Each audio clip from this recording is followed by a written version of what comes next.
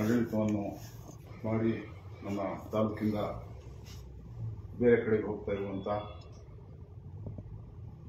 ಮಾನ್ಯ ರಾಜಶೇಖರ ಮೂರ್ತಿ ಸಾಹೇಬ್ರೆ ಮತ್ತು ಇಲ್ಲಿ ಸೇರಿರುವಂಥ ಎಲ್ಲ ಆತ್ಮೀಯ ಸಹೋದರರು, ಹಲವಾರು ತಹಸೀಲ್ದಾರರು ನಮ್ಮ ತಾಲೂಕಿಗೆ ಬಂದು ಹೋಗಿರುವಂಥದ್ದು ನಾವು ಕಂಡಿದ್ದೀವಿ. ಆದರೆ ಈ ಒಂದು ಕ್ಷೇತ್ರಕ್ಕೆ, ಈ ಒಂದು ತಾಲೂಕಿಗೆ ಬಂದಂತಹ ನಮ್ಮ ರಾಜಶೇಖರ ಮೂರ್ತಿಯವರು ಒಂದು ಉತ್ತಮ ವಿಚಾರವನ್ನು ಹೊಂದಿದಂಥ ಬಾಬಾ ಸಾಹೇಬರ ಮತ್ತು ಬುದ್ಧನ ವಿಚಾರಧಾರೆಗಳನ್ನು ಮೈಗೂಡಿಸಿಕೊಂಡು ಇಡೀ ಈ ಒಂದು ಶೋಷಿತ ವರ್ಗದ ಸಮಾಜದ ಪರವಾಗಿ ಒಂದು ಕಳಜಿಯನ್ನು ಇಟ್ಕೊಂಡು ಆ ಒಂದು ಜನಾಂಗಕ್ಕೆ ಮತ್ತು ಎಲ್ಲ ಜಾತಿಯ ತುಳಿದುಕೊಳ್ಳಾದಂಥ ಸಮಾಜಕ್ಕೆ ಏನಾದರೂ ನಾನು ಮಾಡಬೇಕು ಅಂತ ಹೇಳಿ ಒಂದು ತುಳಿತವನ್ನು ಇಟ್ಕೊಂಡು ಬಂದಂತಹ ಒಂದು ಅಧಿಕಾರಿ. ಹಾಗಾಗಿ ಅವರ ಬಗ್ಗೆ ನಮಗೆ ತುಂಬ ಹೆಮ್ಮೆ ಆಗ್ತದೆ. ನಾವು ಹಲವಾರು ವರ್ಷಗಳಿಂದ ಹತ್ತಿರದಿಂದ ಒಂದು ಚಳುವಳಿಯಲ್ಲಿ ಒಂದು ಬಾಬಾ ಸಾಹೇಬರ ಆಶಯಗಳನ್ನು ಹೊಂದಿಕೊಂಡು ಹಲವಾರು ಲೇಖನಗಳನ್ನು ಮತ್ತು ಪುಸ್ತಕಗಳನ್ನು ಬರೆದಿರುವಂಥ ಒಳ್ಳೆಯ ವಿಚಾರವಂತ ತಹಸೀಲ್ದಾರರು ನಮ್ಮ ತಾಲೂಕಲ್ಲಿರೋದು ತುಂಬ ಸಂತೋಷವಾಗಿತ್ತು ನಮಗೆ. ಯಾಕಂದರೆ ಇಲ್ಲಿನ ಒಂದು ಕೊನೆಯ ವ್ಯಕ್ತಿಗೆ ಏನಾದರೂ ಸಿಗ್ಬೋದು, ಇವರಿಂದ ಏನಾದರೂ ಲಾಭ ಆಗ್ಬೋದು ಅಂತ ನಾವು ಆಶಯವನ್ನು ಹೊಂದಿತ್ತು. ಆದರೆ ಇದ್ದಿದ್ದಾಗೆ ಬರೀ ಒಂದೇ ವರ್ಷಕ್ಕೆ ಅವರ ವರ್ಗಾವಣೆ ಆಗಿರೋದು, ಅಷ್ಟು ಬೇಗ ಒಂದೇ ವರ್ಷಕ್ಕೆ ಒಂದು ಅಧಿಕಾರಿಯನ್ನು ಬಳಸ್ಕೊಂಡು ಯಾಕೆ ವರ್ಗಾವಣೆ ಆಗಿದೆ ಅಂತ ನಮಗಂತೂ ಗೊತ್ತಿಲ್ಲ. ನಾವು ಕೇಳಲಿಲ್ಲ ಅವರಿಗೆ, ಅವರೇ ಮಾಡಿಸ್ಕೊಂಡ್ರಾ ಇಲ್ಲ ಏನಾದರೂ ಈ ಒಂದು ಶಾಸಕರು ಏನಾದರೂ ಅವರಿಗೆ ವರ್ಗಾವಣೆ ಮಾಡಿದ್ರ ಅಂತ ನಾನು ಅವರಿಗೆ ಆ ವಿಚಾರವನ್ನು ಕೇಳಿಲ್ಲ. ಮೊನ್ನೆ ಹೇಳಿದಾಗ ನಾನು ಹೋಗ್ಬೇಕಂತ ಇದ್ದೆ ಸರ್ ಅಂತ ಅವ್ರೇನ ಹೇಳ್ತಾರೆ. ಒಳ್ಳೆ ಕಡೆ ಅವರಿಗೆ ಒಂದು 2 ಕಡೆ ಅವರು ನನಗೆ ಮೊನ್ನೆ ಮಾತಾಡಿದಾಗ ಹೇಳಿದರು, ಅಲ್ಲಿಗೆ ಹೋದರೂ ಸಹ ಒಳ್ಳೆ ಕೆಲಸವನ್ನು ಮಾಡಲಿ ಅವರು, ಇವರೆಲ್ಲ ಹೋದರೂ ಒಂದು ಏನು ಎಲ್ಲ ಸಮಾಜದ ಬಡವರಿಗೆ ಒಳ್ಳೆ ಒಂದು ಕೆಲಸ ಆಗ್ತದೆ ಮಾಡ್ತಾರೆ ಅಂತ ಹೇಳ್ತಾ, ಏನು ಹಲವಾರು ಅಧಿಕಾರಿಗಳು ನಾವು ನೋಡ್ತೀವಿ, ವಿಚಾರವಂತರು ಎಲ್ಲರೂ ಇರ್ತಾರೆ. ಆದರೆ ಈ ದೇಶದ ಪ್ರಜಾಪ್ರಭುತ್ವದ ನಿಜವಾದ ಆಶಯಗಳು, ಈ ದೇಶದ ಸಂವಿಧಾನದ ಬಗ್ಗೆ ತಿಳ್ಕೊಂಡಿರುವಂಥದ್ದು ಮತ್ತು ಬಾಬಾ ಸಾಹೇಬರ ನಿಜವಾದ ವಿಚಾರಧಾರೆಗಳು, ಬಾಬಾ ಸಾಹೇಬರ ಬಗ್ಗೆ ಹಲವಾರು ಜನ ಮಾತಾಡ್ತಾರೆ, ಹಲವಾರು ವಿಚಾರಗಳು ಎಲ್ಲರ ಬಾಯಲ್ಲಿ ಇವತ್ತು ಬಾಬಾ ಸಾಹೇಬ್ ಅಂಬೇಡ್ಕರ್ ಅವರ ಬಗ್ಗೆ ಮಾತಾಡುವಂಥದ್ದು ನಾವು ಕೇಳ್ತೀವಿ. ಆದರೆ ನಿಜವಾದ ಬಾಬಾ ಸಾಹೇಬರ ವಿಚಾರಧಾರೆಗಳನ್ನು ಹೊಂದಿರುವಂಥ ಜನರಲ್ಲಿ ತುಂಬಾ ಕಡಿಮೆ. ಅದರಲ್ಲಿ ರಾಜಶೇಖರ ಮೂರ್ತಿ ಅವರು ಅಂತ ಹೇಳಿ ನಾನು ತಿಳ್ಕೊಂಡಿರೋದ್ರಲ್ಲಿ ಅದು ನನಗೆ ಗೊತ್ತಿರುವಂಥ ವಿಚಾರ. ಆಗಿರುವಾಗ ಇಂಥ ಅಧಿಕಾರಿಗಳು ನಮ್ಮಲ್ಲಿ 1 ವರ್ಷ ಕೆಲಸ ಮಾಡಿದ್ದು ಸಂತೋಷವಾಗಿದೆ. ಅವರ ಮುಂದಿನ ಏನು ಅವರು ಆಯ್ಕೆ ಮಾಡಿಕೊಂಡಿರೋದಕ್ಕೆ ಏನು ತಾಲೂಕಿಗೆ ಅವರಿಗೆ ಸಿಕ್ಕಲಿ ಅಂತ ಹೇಳಿ ನಾನು ಈ ಸಂದರ್ಭದಲ್ಲಿ ಅವರಿಗೆ ಶುಭ ಹಾರೈಕೆಯನ್ನು ಹರಿಸ್ತಾ, ಈ ಒಂದು ಸಂದರ್ಭದಲ್ಲಿ ನನಗೆ 2 ಮಾತಾಡೋಕ್ಕೆ ಅವಕಾಶ ಕೊಟ್ಟಂತ ಎಲ್ಲರಿಗೂ ವಂದಿಸ್ತಾ ನನ್ನ ಮಾತನ್ನು ಮುಗಿಸ್ತೇನೆ. ಜೈ ಹಿಂದ್, ಜೈ ಭಾರತ್.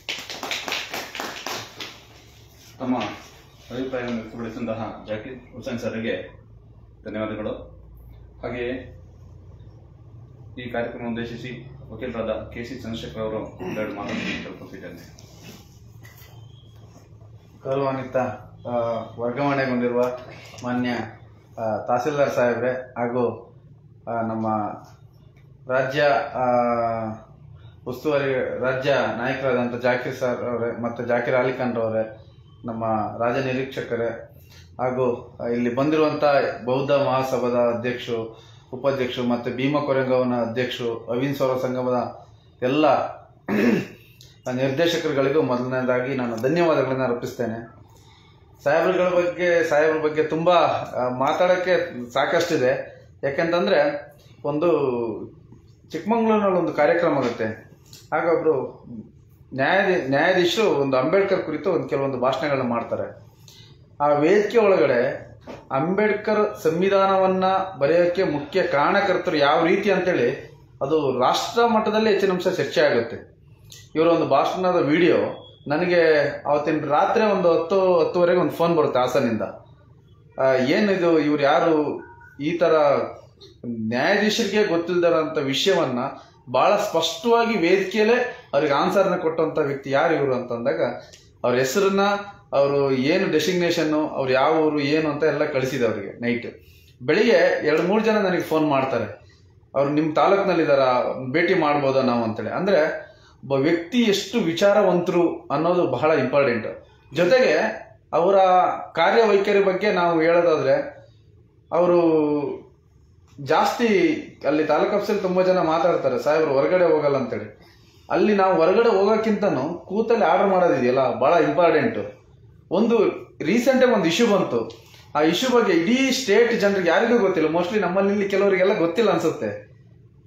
ಒಂದು ಲ್ಯಾಂಡ್ ರೆವಿನ್ಯೂ ಆ್ಯಕ್ಟಲ್ಲಿ ಒಂದು ತಿದ್ದುಪಡಿ ಆಗ್ಬೇಕನ್ನೋದನ್ನ ಸುಮಾರು ಒಂದು 8 ಪುಟಗಳ ವರದಿಯನ್ನು ಡಿ ಸಿ ಅವರಿಗೆ ಕಳಿಸ್ತಾರೆ. ಡಿ ಸಿ ಅವರು ಸೆಕ್ರೆಟರಿ ಕಳಿಸ್ತಾರೆ, ಅಂಡರ್ ಸೆಕ್ರೆಟರಿ ಗೌರ್ಮೆಂಟಿಗೆ. ಆ ಸಮಯದಲ್ಲಿ ಸದನದಲ್ಲಿ ಚರ್ಚೆ ಆಗಿ ಆ ಕಾಯ್ದೆ ಒಳಗಡೆ ಇವರಿಗೆ ಆ ಪವರ್ನ ಅಡ್ಡಗೋಡೆ ಮೇಲೆ ದೀಪ ಇಟ್ಟಂಗೆ ಇರುತ್ತೆ. ಅದನ್ನ ತಹಸೀಲ್ದಾರ್ಗೆ ಏನು ಪವರ್ ಅನ್ನೋದನ್ನ ಆದೇಶ ಮಾಡಿಸಿದಂತ ವ್ಯಕ್ತಿ ಇಡೀ ರಾಜ್ಯಕ್ಕೆ ಯಾರಿಗೂ ಗೊತ್ತಿಲ್ಲ. ತಿದ್ದುಪಡಿನೇ ಆಯ್ತು. Karnataka land revenue act 1964 act ತಿದ್ದುಪಡಿ ಆಗಿದೆ. ತಿದ್ದುಪಡಿಗೆ ಮೂಲ ಕಾರಣಕರ್ತರು ಈ ವ್ಯಕ್ತಿ. ಅಂತ ಒಂದು ವಿಚಾರವಂತರು ಎಷ್ಟು ಜನಕ್ಕೆ ನಮಗೆ ಗೊತ್ತಿಲ್ಲ.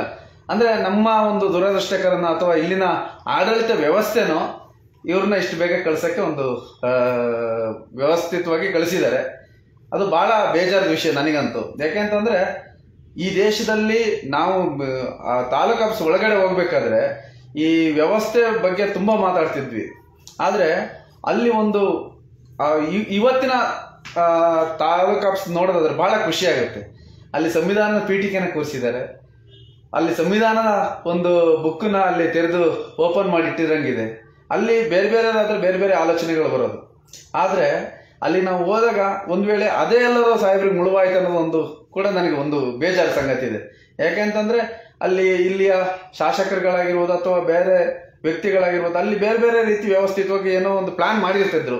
ಅದಕ್ಕೆ ಸಾಹೇಬ್ರು ಎಲ್ಲೋ ಒಂದ್ ಕಡೆ ಅಡ್ಡಿಪಡಿಸಿದ್ರೇನೋ ಅನ್ನೋ ಒಂದು ಅವ್ರ ಮೈಂಡಲ್ಲಿ ಬಂದಿರ್ಬೋದು. ಆದ್ರೆ ನಿಜವಾಗಿಯೂ ಕಾನ್ಸ್ಟಿಟ್ಯೂಷನ್ಗೆ ಗೌರವ ಕೊಡೋಂಥ ವ್ಯಕ್ತಿ, ಆಡಳಿತ ವೈಖರಿ ಒಂದು ಆದೇಶ ಮಾಡಿದ್ರೆ ದಯಮಾಡಿ ಅವರ ಆದೇಶಗಳನ್ನ ನೀವು ಓದ್ಬೇಕು. ನಾನೊಂದು ಪಿಟಿಷನ್ ಕೇಸನ್ನ ತಗೊಂಡೋಗಿ ಕೊಟ್ಟೆ, ಚಂದ್ರು ಇದಕ್ಕಿಂತ ಮುಂದೊಂದಿದೆ, ಇದನ್ನ ನೀವು ಸ್ಟಡಿ ಮಾಡಿ ಅಂತ. ಅಷ್ಟ್ರ ಮಟ್ಟಿಗೆ ಕಾನೂನನ್ನ ಬಹಳ ಚೆನ್ನಾಗಿ ತಿಳ್ಕೊಂಡಿದ್ದಾರೆ. ಯಾಕಂದ್ರೆ ನಾನು ಸಾಕಷ್ಟು ವಿಷಯಗಳಲ್ಲಿ ಅವರು ಕೇಸ್ ನಡೆಸ್ಬೇಕಾದ್ರೆ ನಾನು ಸೈಟೇಷನ್ ಕೊಡ್ತಿದ್ದೆ, ಹೈಕೋರ್ಟ್ ಸೈಟೇಷನ್ಗಳನ್ನ. ಆದ್ರೆ ಅದಕ್ಕಿಂತ ಫಾರ್ವರ್ಡ್ ಆಗಿ ಸುಪ್ರೀಂ ಕೋರ್ಟ್ ಜಡ್ಜ್ಮೆಂಟ್ಗಳನ್ನ ಕೊಟ್ಟರು. ಅದಕ್ಕೆ ಮೂಲ ಕಾರಣ ಇವರಲ್ಲಿ ಇನ್ನೊಂದು ಏನಂತಂದ್ರೆ, ಇವತ್ತು ಪವಿತ್ರ ಕೇಸ್ ನಾವೇನ್ ನೋಡ್ತಾ ಇದೀವಿ, ರಿಸರ್ವೇಶನ್, ಅದನ್ನ ಫೈಟ್ ಮಾಡಿದಂತ ವ್ಯಕ್ತಿ ಪಂಜಾಬಿಂದ ಅಡ್ವೊಕೇಟ್ ನ ಕರ್ಕೊಂಡು ಬಂದು ಪ್ರತಿ ಇಯರಿಂಗ್ 10 ಲಕ್ಷ ಕೊಟ್ಟು ಅಡ್ವೊಕೇಟ್ ನ ಕರ್ಕೊಂಡು ಬಂದು ಇಲ್ಲಿ ಫೈಟ್ ಮಾಡಿದಂತ ವ್ಯಕ್ತಿ. ಇದಕ್ಕೆ ಸಾಮಾನ್ಯ ಜನರಿಗೆ ಗೊತ್ತೇ ಇಲ್ಲ. ಇವತ್ತು ಸುಪ್ರೀಂ ಕೋರ್ಟ್ ಅಲ್ಲಿ ಆದಂತ ಜಡ್ಜ್ಮೆಂಟ್ ಬಗ್ಗೆ ಡೀಪ್ ಆಗಿ ಸ್ಟಡಿ ಮಾಡಿ ಅದ್ರ ಬಗ್ಗೆ ಒಂದು ಬುಕ್ಸ್ ನ ಬರಿಬೇಕನ್ನೋದನ್ನ ಇವರು ಮನಸ್ಸಲ್ಲಿದೆ. ಅದು ಆದಷ್ಟು ಬೇಗ ನೆರವೇರಲಿ. ಸಾಕಷ್ಟು ಪ್ಲಾನಿಂಗ್ ಗಳಿದಾವೆ ಇವರು, ಅವೆಲ್ಲ ಸಕ್ಸಸ್ ಆಗಲಿ. ಯಾಕೆಂತಂದ್ರೆ ನಮ್ಮ ಮೂಡಿಗೆರೆಗೆ ಇಂಥ ಒಬ್ಬ ವ್ಯಕ್ತಿ ಇನ್ನ ಮುಂದೆ ನನಗೆ, ಯಾಕೆಂತಂದ್ರೆ ಸಾಕಷ್ಟು ಜನ ಬರ್ತಾರೆ, ತಹಸೀಲ್ದಾರ್ಗಳು ಬರ್ತಾರೆ, ಆಮೇಲೆ ಒಳ್ಳೆ AC ಗಳು ಬರ್ತಾರೆ, DC ಗಳು ಬರ್ತಾರೆ. ಆದ್ರೆ ಆ DC ಗಳಿಗೆ ಇರುವಂತ ನಾಲೆಜ್ಗಿಂತ ಹೆಚ್ಚಿನದಾಗಿ ಇವರಲ್ಲಿದೆ ಓದು, ಅಧ್ಯಯನ. ನಾನು ಅವ್ರ ಮನೆಗೆ ಹೋದಂತ ಸಂದರ್ಭದಲ್ಲಿ ಅವ್ರ ಬುಕ್ಸ್ನ ನೋಡ್ಬೇಕು ನೀವು. ಅವರು ಆ ಜಡ್ಜ್ಮೆಂಟ್ಗಳನ್ನೆಲ್ಲ ತೆಗೆದಿಟ್ಕೊಂಡಿದ್ದಾರೆ. ನೀವು ಅವರು ನೋಡಿದ್ರೆ ತಲೆ ಬಿಸಿ ಆಗುತ್ತೆ. ನಿಜವಾಗ್ಲೂ ಒಬ್ಬ ತಹಸೀಲ್ದಾರ್ ಆದ್ರೆ ಎಷ್ಟು ವರ್ಕ್ನ ಮಾಡ್ಬೋದು, ಎಷ್ಟು ಜನರಿಗೆ ನ್ಯಾಯ ಕೊಟ್ಟಿದೀವಿ ಅನ್ನೋಕ್ಕಿಂತನೂ ನಾವು ಮಾಡೋ ಆದೇಶನ ಪ್ರಶ್ನೆ ಮಾಡೋದಂಗೆ ಯಾವ ರೀತಿ ಮಾಡ್ಬೋದು ಅಂತ ಬಹಳ ಸ್ಪಷ್ಟವಾಗಿ ಎಲ್ಲ ಆದೇಶಗಳನ್ನ ಮಾಡಿದ್ದಾರೆ. ನಮ್ಗೆ ಇಷ್ಟು 1 ವರ್ಷಗಳ ಕಾಲ ನಮ್ಮ ಜೊತೆ ಇದ್ರು, ಬಹಳ ಖುಷಿಯಾಗಿದೆ. ಯಾಕಂದ್ರೆ ನನಗೆ ಏನಂತಂದ್ರೆ ಸಾಹೇಬರು ವೈಯಕ್ತಿಕವಾಗಿ ನನ್ನ ಒಂಥರ ಬ್ರದರ್ ತರ ನೋಡೋರು, ಅದೇ ನನಗೆ ಒಂದು ಹೆಮ್ಮೆ. ಇಂಥ ಒಬ್ಬ ವಿಚಾರವಂತರು ಮುಂದೆ ಇಡೀ ರಾಜ್ಯ ವ್ಯಾಪ್ತಿಲಿ ಇದೇ ರೀತಿ. ಯಾಕಂದ್ರೆ ಯಾವುದೇ ಮನೆ ಇಲ್ಲಿಯ ತಹಸೀಲ್ದಾರ್ಗಳು ಯಾರೇ ಬರ್ಬೋದು, ಎಂತ ಶ್ರೀಮಂತರೇ ಬರ್ಬೋದು ಅಥವಾ ಬಡವರು ಬರ್ಬೋದು, ಫಸ್ಟ್ ಅವ್ರು ಯಾವುದೇ ಸಮುದಾಯ ಆಗಿರಲಿ, ಯಾವ ಜಾತಿ ಆಗಿರಲಿ, ಏನಾರಾಗಿರಲಿ, ಅವ್ರ ಮನೆಗೆ ಸಾಹೇಬರು ಅಲ್ಲಿ ಹೋಗ್ತಿದ್ದಾರೆ, ಅವ್ರ ಸ್ಪಾಟ್ ವಿಸಿಟ್ಗೆ ಅಂದ್ರೆ ಅವ್ರ ಮನೆಗೆ ಹೋಗಿ ಕೂತ್ಕೊಳ್ಳೋರು. ಅದು ಅವ್ರ ದೊಡ್ಡ ಗುಣ. ನಾನು ಅವ್ರು 2-3 ಸತಿ ಹೋಗಿದ್ದೀನಿ. ಅವ್ರು ಯಾವ ಮನೆ, ಅವ್ರು ಹುಲ್ಲಿನ ಮನೆನೋ ಹಂಚಿನ ಮನೆನೋ ಅವ್ರು ಅಥವಾ RCC ಮನೆ ಏನಿರಲ್ಲ, ಒಳಗಡೆ ಹೋಗಿ ಕುತ್ಕೊಂಡು ಕಾಫಿ ಕೊಡಿ ನನಗೆ, ನೀರು ಕೊಡಿ ನನಗೆ ಒಂದು ಲೋಟ ಅನ್ನೋದು. ಅದು ಆ ಬೆಳವಣಿಗೆಗಳು ಎಲ್ಲರ ಹತ್ರ ಬರಬೇಕು. ಯಾಕೆಂತಂದ್ರೆ ಸರ್ವರಿಗೂ ನ್ಯಾಯ ಕೊಡೋಕೆ ಬಂದಿರೋಂಥ ಒಬ್ಬ ವ್ಯಕ್ತಿ, ನಾನು ಎಲ್ಲಾ ರೀತಿಯಲ್ಲಿ ಸಿದ್ಧ ಅನ್ನೋದು ತೋರಿಸಂತ ಏಕೈಕ ವ್ಯಕ್ತಿ ನನ್ನ ಪ್ರಕಾರ. ಅವರು ವಿಚಾರಕ್ಕೆ ನಾವು ಯಾವತ್ತೂ ಸರಿಸಾಟಿ ಇಲ್ಲ. ಅಂತ ಒಂದು ಪ್ರಬುದ್ಧತೆ ಹೊಂದಿರೋಂಥ ತಹಸೀಲ್ದಾರ್ನ ನಾವು ಇಲ್ಲಿಂದ ಕಳಿಸ್ಕೊಡ್ತಿದೀವಿ. ಬಹಳ ದುಃಖದ ವಿಷಯ. ಇನ್ನೊಂದು ವರ್ಷ ಇರ್ಬೋದಿತ್ತು. ಯಾಕಂದ್ರೆ ಇಲ್ಲಿ ಆಡಳಿತ ವ್ಯವಸ್ಥೆ ಸರಿಪಡಿಸಿದೆ, ಆದಷ್ಟು ಸರಿಪಡಿಸಿದರೆ 1 ವರ್ಷದಲ್ಲಿ ನಾನು ಅನ್ಕೊಂಡಿರೋ ಪ್ರಕಾರ ಒಂದೇ ಒಂದು ಫೇಕ್ ಕೇಸ್ಗಳು ಈ ವ್ಯಾಪ್ತಿಯಲ್ಲಿ ನಡೆದಿಲ್ಲ. ಹಿಂದೆ ನಿಮಗೆ ಗೊತ್ತಿರಂಗೆ 621 ಫೈಲ್ಗಳು ಫೇಕ್ ಆಗಿದ್ದು, ಅದು ದೊಡ್ಡ ಮಟ್ಟದ ಚರ್ಚೆ, ಇಡೀ ರಾಜ್ಯ ಮಟ್ಟದ ಚರ್ಚೆ ಆಯಿತು. ಇವ್ರು ಬಂದ ನಂತರ ಒಂದೇ ಒಂದು ಆ ರೀತಿ ಯಾವುದೇ ಕೇಸ್, ಅಂದ್ರೆ ಒಬ್ಬ ಅಧಿಕಾರಿ ಎಷ್ಟು ಮಟ್ಟಿಗೆ ದಕ್ಷತೆಯಿಂದ ಕೆಲಸ ಮಾಡ್ತಾರೆ ಅನ್ನೋದಕ್ಕೆ ಅವೆಲ್ಲ ನಿದರ್ಶನಗಳು. ಹಾಗಾಗಿ ನಮ್ಮ ಶಾಸಕರು ಉಳಿಸ್ಕೊಳ್ಬೋದಿತ್ತು ಮನ್ಸು ಮಾಡಿದ್ರೆ ಇನ್ನೊಂದು ವರ್ಷ, ಯಾಕಂದ್ರೆ ಅವರ ಒಂದು ಆಡಳಿತ ವೈಖರಿ ಅಷ್ಟು ಚೆನ್ನಾಗಿತ್ತು. ಈ ದಿನ ಅವ್ರನ್ನೆಲ್ಲ ನಾವು ನಮ್ಮ ಸ್ನೇಹಿತರೆಲ್ಲ ಸೇರಿ ಬೀಳ್ಕೊಡುಗೆ ಸಮಾರಂಭ ಮಾಡ್ತಿರೋದು.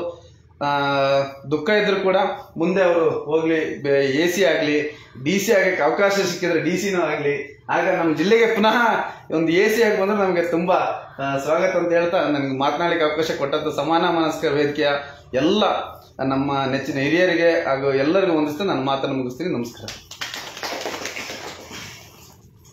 ಸಾಹೇಬರ ಬಗ್ಗೆ ಅತಿ ಹೆಚ್ಚಿನ ವಿಷಯವನ್ನು ತಿಳಿಸಿಕೊಟ್ಟಂತಹ KC ಚಂದ್ರಶೇಖರ್ ವಕೀಲರಿಗೆ ಧನ್ಯವಾದಗಳು.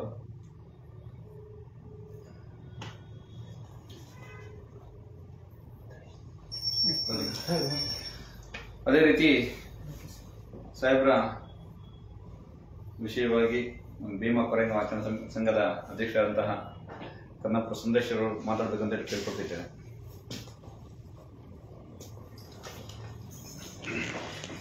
ಗೌರವಯುತ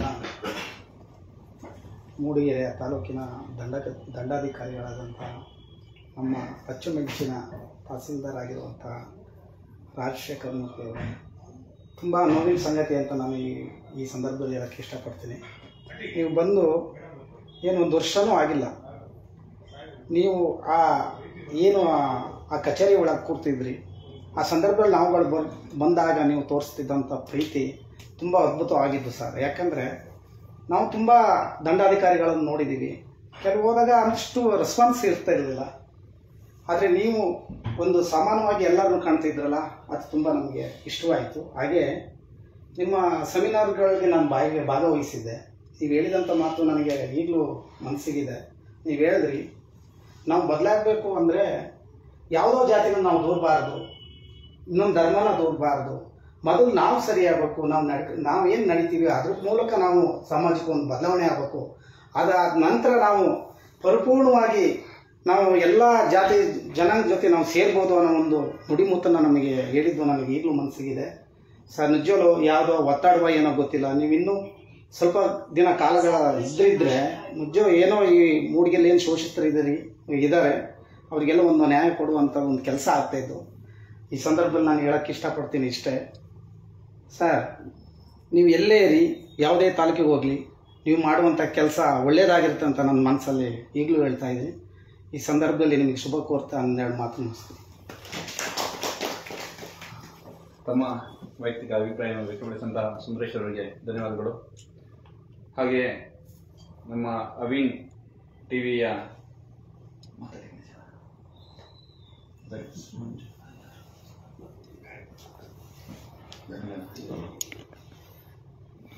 ಹಾಗೆ ನಮ್ಮ ಮಲೆನಾಡಿನ ಗಾನಕ್ಕೆ ಹೋಗಿಲೆ ಬಕ್ಕಿ ಮಂಜುರವರು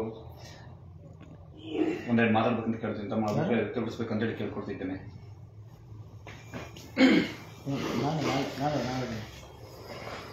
ಈ ಒಂದು ಕಾರ್ಯಕ್ರಮದಲ್ಲಿ ಭಾಗವಹಿಸಿರ್ತಕ್ಕಂಥ ನಮ್ಮ ಮೂಡಿಗೆರೆಯ ಎಲ್ಲ ಸಮಾನ ಮನಸ್ಕರ ಎಲ್ಲ ನನ್ನ ಹಿರಿಯ ಕಿರಿಯ ಯುವ ಮಿತ್ರರೇ, ಹಾಗೆಯೇ ಬಹುಜನ ಸಮಾಜ ಪಾರ್ಟಿಯ ರಾಜ್ಯ ಪ್ರಧಾನ ಕಾರ್ಯದರ್ಶಿಗಳು ಆಗಿರ್ತಕ್ಕಂತಹ ಜಾಕೀರ್ ಹುಸೇನ್ ಸಾಹೇಬ್ರೆ, ಹಾಗೆಯೇ ಈ ಒಂದು ಕಾರ್ಯಕ್ರಮದಲ್ಲಿ ಭಾಗವಹಿಸಿರ್ತಕ್ಕಂಥ ವಕೀಲರಾಗಿರ್ತಕ್ಕಂಥ ಚಂದ್ರಶೇಖರ್ ಅವರೇ, ಹಾಗೆಯೇ ಈ ದಿನದ ಕಾರ್ಯಕ್ರಮದ ಕೇಂದ್ರ ಬಿಂದು ಬಹುಶಃ ನಮ್ಮೆಲ್ಲರಿಗೂ ಗೊತ್ತಿದೆ. ದಕ್ಷ ಪ್ರಾಮಾಣಿಕ ಅನ್ನುವಂಥ ಪದ ಬಹುಶಃ ಅಧಿಕಾರಿ ವರ್ಗಕ್ಕೆ ಒಂದು ಅವರಿಗವರಿಗೆ ಕೊಟ್ಕೊಳ್ಳುವಂಥದ್ದು, ಇನ್ನೊಂದು ಆ ಸಮಾಜ ಕೊಡುವಂಥದ್ದು. ಬಹುಶಃ ನನಗೆ ಗಮನಕ್ಕೆ ಬಂದಂಗೆ ಬಹುಶಃ ಇವತ್ತು ಸಮಾಜ ಹೇಳಬೇಕಾಗಿದೆ ರಾಜಶೇಖರ್ ಮೂರ್ತಿ ಅವರು ಒಬ್ಬರು ದಕ್ಷ ಮತ್ತು ಪ್ರಾಮಾಣಿಕ ಅಧಿಕಾರಿ ಅಂತ ಅನ್ನುವಂಥದ್ದು. ಸೊ ಇಲ್ಲ ಅಂದರೆ ಬಹುಶಃ ಯಾರ್ದೋ ಹಿಂದೆ ಹೋಗಿ ಯಾವುದೋ ಒಂದು ಲೆಟರ್ ತಗೊಂಡೋಗಿ ಮತ್ತೆ ಇಲ್ಲಿಗೆ ಬರುವಂಥ ಪ್ರಕ್ರಿಯೆ ಆಗೋದು. ಆದರೆ ಅವರು ಅದಕ್ಕೆ ಅವಕಾಶನೇ ಕೊಡಲಿಲ್ಲ. ನನಗೆ ನಾನು ಪ್ರಾರಂಭದಲ್ಲಿ ಸರ್ ಇಲ್ಲಿ ತಾಲೂಕು ಆಫೀಸಿಗೆ ಬಂದಾಗ ಯಾರೋ ಒಂದು 4 ಜನ ಸ್ನೇಹಿತರು ನಾವು ಮಾತಾಡಿಸ್ತೀವಿ, ಸರ್ ಮೂಡಿಗೆರೆ ಪರಿಸ್ಥಿತಿ ಸ್ವಲ್ಪ ಸೆನ್ಸಿಟಿವ್ ಸರ್, ಸ್ವಲ್ಪ ಹಂಗಿರ್ಬೇಕು ಸರ್ ಹಿಂಗಿರ್ಬೇಕು ಸರ್ ಅಂತೇಳಿ. ಅವ್ರು ಒಂದೇ ಮಾತು ಹೇಳಿದ್ದು, ಅವ್ರು ನನಗೆ ಇವತ್ತು ನೆನಪಿದೆ. ಹೆಂಗಿದ್ರಿ ಏನಂತೆ ಎಲ್ಲಿ ಹೋದ್ರು ಕೂಡ ಈ ಜನ ಇದಾರ್ತಾನೆ ಅಂದ್ರು. ಅಂದ್ರೆ ಶೋಷಣೆಗೊಳಗಾದಂಥವ್ರು ಎಲ್ಲಾ ಕಡೆಗಿದ್ದಾರೆ. ಈ ರಾಜ್ಯದ ಯಾವ ಮೂಲೆಗೆ ಹಾಕಿದ್ರೆ ಅಲ್ಲಿ ಜನ ಇಂಥವ್ರಿದ್ದಾರೆ, ಇವ್ರಿಗೋಸ್ಕರ ನಾನು ಕೆಲಸ ಮಾಡ್ಬೇಕು ಅನ್ನೋದು. ಬಹುಶಃ ಅದೇನೋ ಗೊತ್ತಿಲ್ಲ, ನನಗೆ ಸುಮಾರು ಜನ ಮನೆಯಿಂದಲೂ ಕೂಡ ನನಗೆ ಅದೇ ಒಂದು ಚರ್ಚೆ. ಏನಪ್ಪಾ ಅಂತ ಹೇಳಿದ್ರೆ, ಸಾಹೇಬ್ರಿಗೊಂದು 1 ವರ್ಷ ಆಯ್ತು ಏನ್ ಮಾಡಿದ್ರು, ಸಾಹೇಬ್ರಿಗೊಂದು 1 ವರ್ಷ ಆಯ್ತು ಏನ್ ಮಾಡಿದ್ರು. ಅಲ್ಲಪ್ಪ, ನಾವು ಎಲ್ರಿಗೂ ಕೇಳಿದ್ವಿ. ಇವನ್ನ ನಮ್ಮ MLA ಕೇಳ್ತೀವಿ, ಮಿನಿಸ್ಟರ್ಗಳಿಗೆ ಕೇಳ್ತೀವಿ, 2 ವರ್ಷ ಆಯ್ತು ಅವಧಿ ನೀವೇನ್ ಮಾಡಿದ್ರಿ, 5 ವರ್ಷ ಮುಗೀತು ನೀವೇನ್ ಮಾಡಿದ್ರಿ ಅಂತ ಕೇಳ್ತೀವಿ, ಅದು ಸಾಮಾನ್ಯ. ಆದ್ರೆ ಕೇಳುವವರಿಗೆ ಅರಿವಿರ್ಬೇಕು, ಅಲ್ಲಪ್ಪ ನಾನು ಇಷ್ಟು ವರ್ಷ ಇದ್ದೀನಿ, ನನ್ನ ಪರಿಸರದಲ್ಲಿ ಈಗ ನನಗೆ 25 ವರ್ಷ ಆಯ್ತು, 30 ವರ್ಷ ಆಯ್ತು, ನಾನೇನು ಸುಧಾರಣೆ ಮಾಡಿದ್ದೀನಿ ಅಂತೇಳಿ. ನನ್ನಿಂದ ಒಬ್ಬನ ಸುಧಾರಣೆ ಮಾಡೋಕ್ಕಾಗಿದೆಯಾ? ಇಲ್ಲ. ಸಮಾಜನ ಸುಧಾರಣೆ ಮಾಡೋಕ್ಕಾಗಿದೆಯಾ? ಇಲ್ಲ. ಅಟ್ಲೀಸ್ಟ್ ನಿನ್ನ ಕುಟುಂಬನ ಸುಧಾರಣೆ ಮಾಡೋಕ್ಕಾಗಿದೆಯಾ? ನಮ್ಗೆ ಎಲ್ಲಾ ಅವಕಾಶಗಳಿದ್ದು ನಮಗೆ ಮಾಡೋಕ್ಕಾಗ್ತಿಲ್ಲ ಅಂದ್ರೆ ಒಂದು ಆಡಳಿತ ವ್ಯವಸ್ಥೆಗಳಿಗೆ ಏನೆಲ್ಲ ಶಕ್ತಿಗಳು ಬರ್ತವೆ ಅವನ್ನೆಲ್ಲ ಮೀರಿ ಕೆಲಸ ಮಾಡಬೇಕಾಗ್ತದೆ. ಸೊ ಆ ನಿಟ್ಟಿನಲ್ಲಿ ಬಹುಶಃ 1 ವರ್ಷದ ಒಳಗಡೆ ಬಿಡಿ, ಈಗ ನಮ್ಮ ಸಮಾಜ ನಾವೊಂದು ಸೆಂಟಿಮೆಂಟಲ್ ಮಾತ್ರ, ಅದು ಎರಡನೇ ಪ್ರಶ್ನೆ. ಆದ್ರೆ ಇವತ್ತು ಮೂಡಿಗೆರೆ ಪರಿಸರದೊಳಗಡೆ ಬೇರೆ ಬೇರೆ ವರ್ಗದವರು, ಬೇರೆ ಬೇರೆ ಧರ್ಮದವರು, ಬೇರೆ ಬೇರೆ ಜಾತಿಯವರು ತುಂಬಾ ಮೆಚ್ಚುಗೆಯನ್ನು ವ್ಯಕ್ತಪಡ್ತಾರೆ. ನನಗೆ ಅದು ಖುಷಿ ಇದೆ, ನನಗೆ ಆತ್ಮ ತೃಪ್ತಿ ಇದೆ ಅದು. ಯಾಕಂತ ಹೇಳಿದ್ರೆ ಒಬ್ಬ ಒಳ್ಳೆಯ ವಿಚಾರವಂತ, ಏನು ಬುದ್ಧನಿಂದ ಹಿಡಿದು ಇವತ್ತಿನ ಕುವೆಂಪುರವರೆಗೆ ಓದ್ಕೊಂಡಿರ್ತಕ್ಕಂಥವ್ರು. ಸೊ ಆ ನಿಟ್ಟಿನಲ್ಲಿ ಭಾಷಣ ಮಾಡೋದು ಬೇರೆ, ಆದ್ರೆ ಅವ್ರ ಜೀವನಕ್ಕೆ ಅಳವಡಿಸ್ಕೊಂಡು ಈ ಸಮಾಜವನ್ನ ಒಂದೇ ರೀತಿಯಲ್ಲಿ ನೋಡ್ಕೊಂಡು ಹೋಗೋದು ಬೇರೆ. ಸೊ ಹಾಗಾಗಿ ಅದನ್ನ ಸರಿಯಾಗಿ ಚಾಚು ತಪ್ಪದೆ ಕೇವಲ ಭಾಷಣವಲ್ಲದೆ ಎಲ್ಲರನ್ನು ಪ್ರೀತಿಸುವಂತ ಗುಣ ಇದ್ದದ್ದು ರಾಜಶೇಖರ ಮೂರ್ತಿ ಸಾಹೇಬರಿಗೆ. ಸೊ ಆ ಒಂದು ನಿಟ್ಟಿನಲ್ಲಿ 1 ವರ್ಷದಲ್ಲಿ ತಮ್ಮ ವ್ಯಾಪ್ತಿ ಎಷ್ಟು ಬರೋದಕ್ಕೆ ಸಾಧ್ಯ ಇದೆಯೋ, ಎಷ್ಟು ಒಂದು ಭೌಗೋಳಿಕ ಪ್ರದೇಶವನ್ನು ಅರ್ಥ ಮಾಡ್ಕೊಳ್ಳೋಕೆ ಸಾಧ್ಯ ಇದೆಯೋ, ಇದಕ್ಕೆ ಏನು ಮಾಡಬೇಕು ಅನ್ನೋಂಥ ಯೋಚನೆ, ಇನ್ನೇನು ಕಾರ್ಯಕ್ಕೆ ಕೈ ತಗೊಳ್ಬೇಕು. ನಮ್ಗೆ ಗೊತ್ತು, ಈ ಖಾಸಗಿ ಕಂಪ್ನಿಗಳು, ನಾನು ಒಂದಷ್ಟು ಯಾವುದೋ ಒಂದು ಕಂಪ್ನಿಯಲ್ಲಿ ನಾನು ಕೆಲಸಕ್ಕೆ ಹೋಗಿದ್ದೆ. ಅವ್ರದ್ದೇನಪ್ಪ ಅಂದ್ರೆ ಟಾರ್ಗೆಟ್, ಇನ್ನೇನು ಟಾರ್ಗೆಟ್ ಆಗಿ ನಾವು ಮ್ಯಾನೇಜಿಂಗ್ ಪೋಸ್ಟ್ ಕೊಡ್ಬೇಕನ್ನೋದು ಕಿತ್ತಾಕ್ಬಿಡ್ತಾರೆ. ನಾವು ಅದನ್ನ ಅರ್ಥ ಮಾಡ್ಕೊಂಡು ನಾವು ಟಾರ್ಗೆಟ್ ರೀಚ್ ಆಗೋದು ಕಿತ್ತಾಕ್ತಾರೆ. ಅದರ ಅರ್ಥ ಅವರಿಗೆ ಅಲ್ಲಿವರೆಗೆ ಬೇಕಿತ್ತು, ಇನ್ನೊಬ್ಬನ ಟ್ರೈನಿಂಗ್ ಅಲ್ಲಿಗೆ ತಗೊಳ್ತಾರೆ, ಅವ್ರ ಕೆಲಸಗಳು ಮಾಡ್ಕೊಳ್ತಾ ಹೋಗ್ಬೇಕಷ್ಟೇ. ಸೊ ಹಾಗಾಗಿ ಆ ರೀತಿಯ ಅವಕಾಶಗಳು ಸಿಗೋದ್ರ ಒಳಗಡೆಗೆ ಈ ರೀತಿ ಯೋಚನೆ ಮಾಡುವಂಥದ್ದು, ಅದು ಏನೇ ಆಗಿದ್ರು ಅದು ಇಂಟರ್ನಲ್ ವಿಷಯ. ಸೊ ಅದು ಏನೇ ಆಗಿದ್ರು ಕೂಡ ಈ ಸಮಾಜಕ್ಕೆ ಅದು ಅರ್ಥ ಆಗಬೇಕು. ಯಾಕಾಗೋಸ್ಕರ ಹಿಂಗಾಯ್ತು, ಹಾಗಾದ್ರೆ ರಾಜಶೇಖರ ಮೂರ್ತಿ ಅವರು ಏನು ಮಾಡೇ ಇಲ್ವಾ, ಹಾಗಾದ್ರೆ 1 ವರ್ಷದೊಳಗಡೆ ಹಾಗಾದ್ರೆ ಸುಮ್ಮನೆ ಆ ಚೇರ್ನಲ್ಲಿ ಕುತ್ಕೊಂಡಿದ್ರ ಅನ್ನುವಂತಹ ಪ್ರಶ್ನೆ. ನಮಗ್ ಗೊತ್ತಿರಂಗೆ ಇಲ್ಲಿ ಸಾಕಷ್ಟು ಸುಧಾರಣೆಗಳಾಗಿದ್ದಾವೆ. ಸಾಕಷ್ಟು ನಮ್ಗೆ ಇವತ್ತಿಗೆ ನೋಡಿ ಆ ತಾಲೂಕು ಆಫೀಸ್ ನೋಡಕ್ಕೆ ಬೇಜಾರಾಗ್ಬಿಡೋದು, ಹೋಗುವಾಗ ಆ ಬಲಭಾಗಕ್ಕೆ ಯಾಕೆ ನೋಡ್ತೀವಿ ಅಂತ ಅನ್ಸ್ಬಿಡೋದು, ಅಷ್ಟು ಕೊಳಕು ನಾರ್ತಾ ಇತ್ತು. ಬಹುಶಃ ಅದನ್ನು ಸುಧಾರಿಸೋಕೆ ಒಂದು 6-8 ತಿಂಗಳು ಸಾಹೇಬರು ತಗೊಂಡಿದ್ದಾರೆ. ಅಲ್ಲಿ ಅಧಿಕಾರಿಗಳ ಮನಸ್ಥಿತಿನ ಅರ್ಥ ಮಾಡ್ಕೊಂಡು ಅವ್ರು ಹೆಂಗಿದ್ದಾರೆ, ಯಾವ ವ್ಯವಸ್ಥೆ ಒಳಗಡೆ ಕೆಲಸ ಮಾಡ್ತಿದ್ದಾರೆ, ಅವ್ರನ್ನ ಹೇಗೆ ಸರಿದಾರಿ ತರುವಂತದ ಪ್ರಯತ್ನ ಮಾಡಿದ್ದಾರೆ, ಅದ್ರ ಬಗ್ಗೆ ಅಧ್ಯಯನ ಮಾಡಿದ್ದಾರೆ. ಸೊ ಹಾಗಾಗಿ ಅವನ್ನೆಲ್ಲ ಸರಿಪಡಿಸ್ಕೊಂಡು ಈ ಮೂಡಿಗೆರೆ ನಮ್ಗೆಲ್ಲರಿಗೂ ಗೊತ್ತಿದೆ, ಭೌಗೋಳಿಕವಾಗಿ ಸಾಕಷ್ಟು ದೊಡ್ಡ ಪ್ರದೇಶ, ಇಲ್ಲಿ ಅಷ್ಟೇ ಸಮಸ್ಯೆಗಳಿದಾವೆ. ನಮಗೆ ಇವತ್ತು ಎಲ್ಲರೂ ನಮ್ಗೆ ಗೊತ್ತಿದೆ, ಇವತ್ತು ಏನು ರೆವಿನ್ಯೂ ಸಮಸ್ಯೆ ಎಷ್ಟು ಕಾಡ್ತಾ ಇದೆ. ಸೊ ಅದನ್ನ ಅರ್ಥ ಮಾಡ್ಕೊಂಡು ಯಾರಿಗೆ ಕೊಡ್ಬೇಕು. ಮೊನ್ನೆ ನನಗೆ ತುಂಬಾ ಖುಷಿ ಆಯ್ತು, ನಮ್ಮ ಲೈವಲ್ಲೇ ಕೂಡ ಅವ್ರು ಅದನ್ನೇ ಹೇಳಿದ್ರು, ಇಲ್ಲಿ ಏನೇ ಮಾಡ್ತೀವಿ ಅಂದ್ರೆ ಅವ್ರಿಗೆ ಒಂದಷ್ಟು ಕೊಟ್ಟು ಇವ್ರಿಗೆ ಏನಾದ್ರು ಕೆಲಸ ಮಾಡ್ಕೊಡ್ಬೇಕು ಅಂತೇಳಿ. ಸೊ ಇದನ್ನ ಅರ್ಥ ಮಾಡ್ಕೊಂಡಿದ್ದಾರೆ ಅಂದ್ರೆ ಅದಷ್ಟು ಈಸಿ ಅಲ್ಲ. ಈ ಸ್ಟ್ರಾಟಜಿನ ಅರ್ಥ ಮಾಡ್ಕೊಂಡಿದ್ದಾರೆ ಅಂದ್ರೆ ಸುಮ್ಮನೆ ಅಲ್ಲ, ಅದನ್ನ ಓದಿನೋ ಅಥವಾ ನೋಡಿನೋ ಅದನ್ನ ಅರ್ಥ ಮಾಡ್ಕೊಂಡಿರೋದು. ಸೊ ಆ ಒಂದು ಹಿನ್ನೆಲೆಯಲ್ಲಿ ಅವರಿಗೆ ಚೆನ್ನಾಗಿ ಗೊತ್ತಿದೆ ಇಲ್ಲೇನು ಕೆಲಸ ಮಾಡ್ತಾರೆ, ಮುಂದೋದ್ರು ಅದೇ ಕೆಲಸ ಮಾಡ್ತಾರೆ. ಸೊ ಹಾಗಾಗಿ ಯಾರಿಗೂ ರಾಜ್ಯ ಆಗೋದು ಅಥವಾ ಯಾವುದೋ ಆಸೆಗೆ ಆಮಿಷಗಳಿಗೆ ಬಲಿಯಾಗೋದು ಆ ಪರಿಸ್ಥಿತಿ ಇಲ್ಲ. ಬಹುಶಃ ನಿನ್ನೇನು ನಮ್ಮ ಲೈವ್ ನಲ್ಲಿ ಸಾಕಷ್ಟು ಸುದೀರ್ಘವಾಗಿ ಮಾತಾಡಿ ಸುಮಾರು ಒಂದು 11,000 ಜನ 24 ಅವರ್ ಆಗಿಲ್ಲ ಅಷ್ಟು ಜನ ವೀಕ್ಷಣೆ ಮಾಡಿದ್ದಾರೆ. ಅಂದ್ರೆ ಈ ಸಾಹೇಬ್ರ ಚಿಂತನೆಯನ್ನ ನಾವು ಒಂಚೂರು ಕಿವಿ ಕೊಡಬೇಕು ಅನ್ನೋ ನಿಟ್ಟಿನಲ್ಲಿ ನೋಡಿದಾರಂತ ನಾನು ಭಾವಿಸ್ತೇನೆ. ಹಾಗಾಗಿ ನಮ್ಮ ಕಡೆಯಿಂದ, ನಮ್ಮ ಮೂಡಿಗೆರೆ ನಮ್ಮೆಲ್ಲ ಸಮಾನ ಮನಸ್ಕರಿಂದ ನಮ್ಮ ರಾಜಶೇಖರ ಮೂರ್ತಿ ಅವರಿಗೆ ಅಭಿನಂದನೆಗಳನ್ನ ಹೇಳ್ತೀವಿ. ಧನ್ಯವಾದಗಳು ಸರ್. 1 ವರ್ಷದ ನಿಮ್ ಜೊತೆ ನಾವು ನಿಮ್ಮ ಬರಹಗಳನ್ನ ಓದ್ತಿದ್ವಿ, ಮೊಬೈಲಲ್ಲೇ ನೋಡ್ತಿದ್ವಿ, ವಾಟ್ಸಪ್ ಅಲ್ಲಿ. ಸೊ ಅಂತ ಸಂದರ್ಭದಲ್ಲಿ ನೀವೇ ನಮ್ಮಲ್ಲಿ ಬಂದದ್ದು ನಮಗೆ ಒಂದ್ ರೀತಿ ಬಹಳ ಖುಷಿ ಆಯ್ತು. ನಾವು ಒಂದಷ್ಟು ನಿಮ್ ಜೊತೆ ಮಾತಾಡಿದಾಗ ಇಲ್ಲಲ್ಲ ಅದು ಅಂತ ನಾವು ನೇರವಾಗಿ ಮಾತಾಡುವಾಗ ಮಂಜು ಹಂಗಲ್ಲ, ಈ ರೀತಿಲಿ ಹೋಗ್ಬೇಕು ಎಲ್ಲರೂ ಒಡನಂತೇಳಿ ನಮಗೂ ಆ ಪಾಠನ ಮಾಡಿಕೊಟ್ಟಿದ್ರಿ. ಸೊ ಹಾಗಾಗಿ ನಿಮ್ಮ ಪಾಠ ಇನ್ನಷ್ಟು ಜನರಿಗಾಗಲಿ. ನಾನು ಸಾಕಷ್ಟು ಲೈವ್ ಕಾರ್ಯಕ್ರಮದಲ್ಲಿ, ಸಾಕಷ್ಟು ಕಾರ್ಯಕ್ರಮಗಳಲ್ಲಿ ನಾನು ಮತ್ತೆ ಹೇಳಿದ್ದೀನಿ, ರಾಜಶೇಖರ ಮೂರ್ತಿ ಅವರಿಗೆ ಕೇವಲ ಮೂಡಿಗೆರೆಯ ಒಂದಷ್ಟು ಮಿತ್ರರಲ್ಲ, ಇಡೀ ಕರ್ನಾಟಕದಾದ್ಯಂತ ಅವ್ರ ವಿಚಾರಗಳನ್ನ ಒಪ್ಕೊಂಡಂತ ಒಂದಷ್ಟು ಯುವ ಮನಸ್ಸುಗಳಿದಾವೆ. ಎಲ್ಲೋದ್ರೂ ಅವರಿಗೆ ನಮ್ಮ ತರದ ಸ್ನೇಹಿತರು ಇದ್ದೇ ಇದ್ದಾರೆ. ಸೊ ಹಾಗಾಗಿ ನೀವು ಇಲ್ಲೇ ಹೋದ್ರು ಒಂದು ಒಳ್ಳೆ ರೀತಿಯಲ್ಲಿ ಕೆಲಸ ಮಾಡಿ. ನಮ್ಮೆಲ್ಲರ ಬಯಕೆನೂ ಅಷ್ಟೇ. ನಿನ್ನೆ ನಿಮ್ಮ ಸಂಪರ್ಕದಲ್ಲಿ ಎಷ್ಟೋ ಜನ ಇಲ್ಲ, ಅವ್ರು ಕೂಡ ಕಾಮೆಂಟ್ಸ್ ಆಗ್ತಿದ್ರು ನೀವು ಉಪವಿಭಾಗಾಧಿಕಾರಿಯಾಗಿ ಮತ್ತೆ ನಮ್ಮ ಜಿಲ್ಲೆಗೆ ಬರ್ಬೇಕಂತೇಳಿ. ಸೊ ಆ ಪ್ರೀತಿನ ಗಳಿಸಿದ್ರಿ, ಅದಕ್ಕೆ ನಮ್ಗೆ ತುಂಬಾ ಧನ್ಯತಾ ಭಾವ ಇದೆ. ಒಳ್ಳೆದಾಗ ಸರ್, ಅಭಿನಂದನೆಗಳು ನಿಮ್ಗೆ. ಮತ್ತೊಮ್ಮೆ ಇಲ್ಲಿ ಇಂಥ ಒಂದು ಕಾರ್ಯಕ್ರಮ ಮಾಡಕ್ಕೆ ಆ ಮನಸ್ಸು ಮಾಡಿದಂಥ ನಮ್ಮೆಲ್ಲ ಯುವ ಮಿತ್ರರಿಗೆ ನನ್ನ ಕೈಯಿಂದ ವೈಯಕ್ತಿಕವಾಗಿ ಅಭಿನಂದನೆಗಳು ಸಲ್ಲಿಸ್ತಾ ನಮ್ಮ ಮಾತು ಮುಗಿಸ್ತೀನಿ. ನಮಸ್ತೆ. ಸಾಹೇಬ್ರ ಬಗ್ಗೆ ಅನೇಕ ವಿಚಾರಗಳನ್ನು ತಿಳಿಸಿದಂತಹ ಭಕ್ತಿ ಮಂಜುರವರಿಗೆ ಧನ್ಯವಾದಗಳು.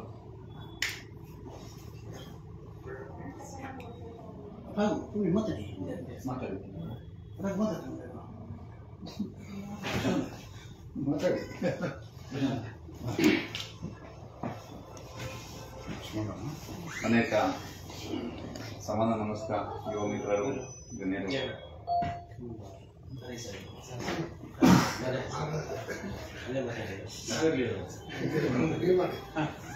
ತಮ್ಮ ತಮ್ಮ ಅನಿಸಿಕೆ ಹಾಗೂ ಶುಭಾಶಯಗಳನ್ನು ಕೋರಿದ್ದಾರೆ. ಎಲ್ಲರಿಗೂ ಕೂಡ ಧನ್ಯವಾದಗಳು. ಈಗ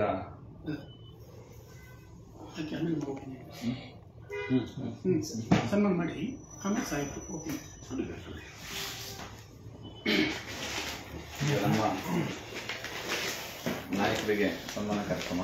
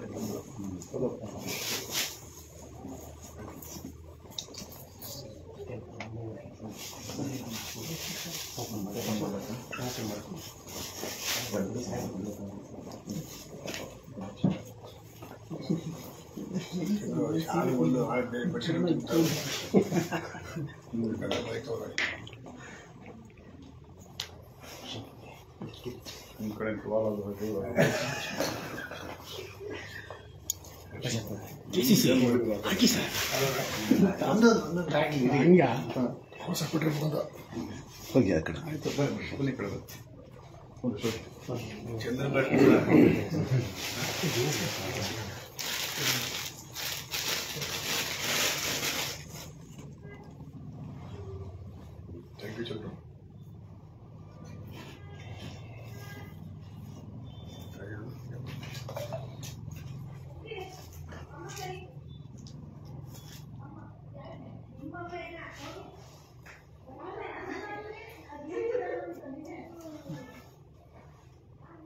ನೆಕ್ಸ್ಟ್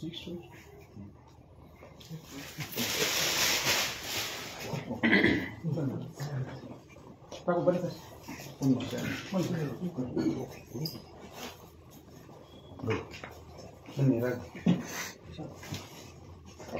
ಸರ್. ಬನ್ನಿ ಓಪನ್ ಮಾಡ್ತೀವಿ. ಸಾಹೇಬ್ರೆ ಓಪನ್ ಮಾಡ್ತಾ ಕೊಡಿ. ಬನ್ನಿ ಸರ್. ಬನ್ನಿ ಬರ್ರ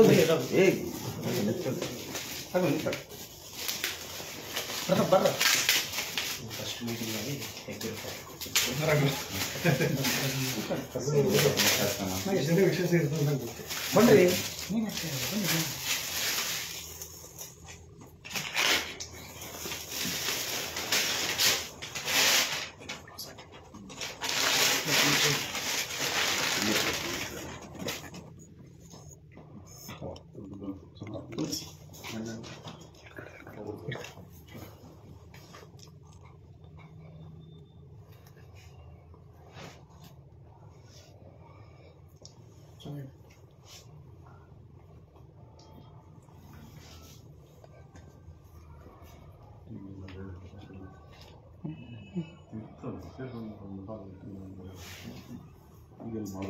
ಮಾಡ್ತಾರೆ.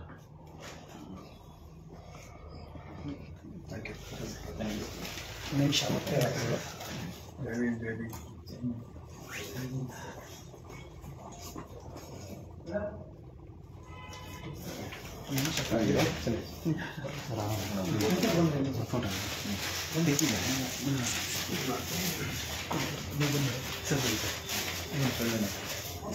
ಸಾಹೇಬ್ರೆ ಮಾತಾಡಿಸಿ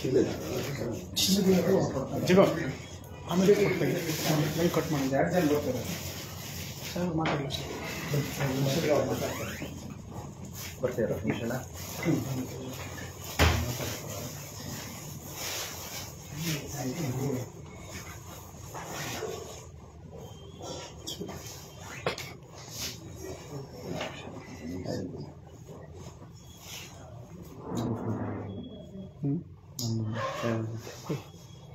ಬೇಗ ಲೈವ್ ಕಟ್ ಆಗ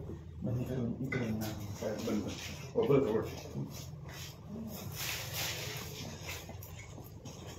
ಹಾಂ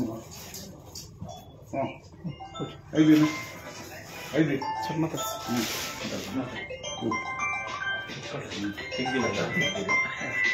ಹಾಂ ಮಾತಾಡ್ಸಿ. ಇನ್ನೆರಡು ನಾಯಕ್ ಇದು ಚಂದ್ರಶೇಖರ್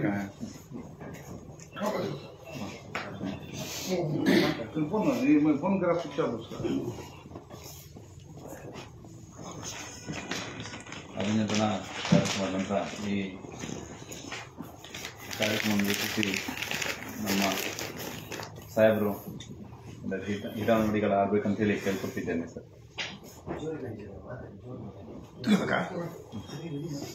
ಎಲ್ಲರಿಗೂ ಜೈ. ಮೂಡಿಗೆರೆ ತಾಲೂಕಿಗೆ ಬರೋ ಸಂದರ್ಭ ಬಂದಾಗ ಚಿಕ್ಕಮಗಳೂರು ಜಿಲ್ಲೆಯಲ್ಲಿ ಮಾತ್ರ ನಾನು ಕೆಲಸ ಮಾಡಿರಲಿಲ್ಲ. ಮೈಸೂರು ಡಿವಿಷನಲ್ಲಿ 8 ಜಿಲ್ಲೆ ಇತ್ತು. ಈ ಜಿಲ್ಲೆ ಬಿಟ್ಟು ಎಲ್ಲ 7 ಜಿಲ್ಲೆಗಳು ಕೆಲಸ ಮಾಡಿದ್ದೆ. ಇದೊಂದು ಜಿಲ್ಲೆ ಬಿಟ್ಟು ಮಿಸ್ ಆಗ್ತದೆ, ನಾನು 8 ಜಿಲ್ಲೆಗಳು ಕೆಲಸ ಮಾಡಬೇಕಾಗಿತ್ತಲ್ಲ ಅಂತ ಅನಿಸ್ತಾ ಇತ್ತು ನನಗೆ. ಆ ಟೈಮಲ್ಲಿ ನನಗೆ ಕಾಲ್ ಬಂತು, ಬರ್ಬೋದಾ ನೀವು ಅಂತ. ಎಲ್ಲ ಬರ್ತೀನಿ ಅಂತಂದೆ. ಬಟ್ ತುಂಬ ಜನ ನನ್ನ ಸ್ನೇಹಿತರುಗಳು ವಿರೋಧ ಮಾಡಿದ್ರು.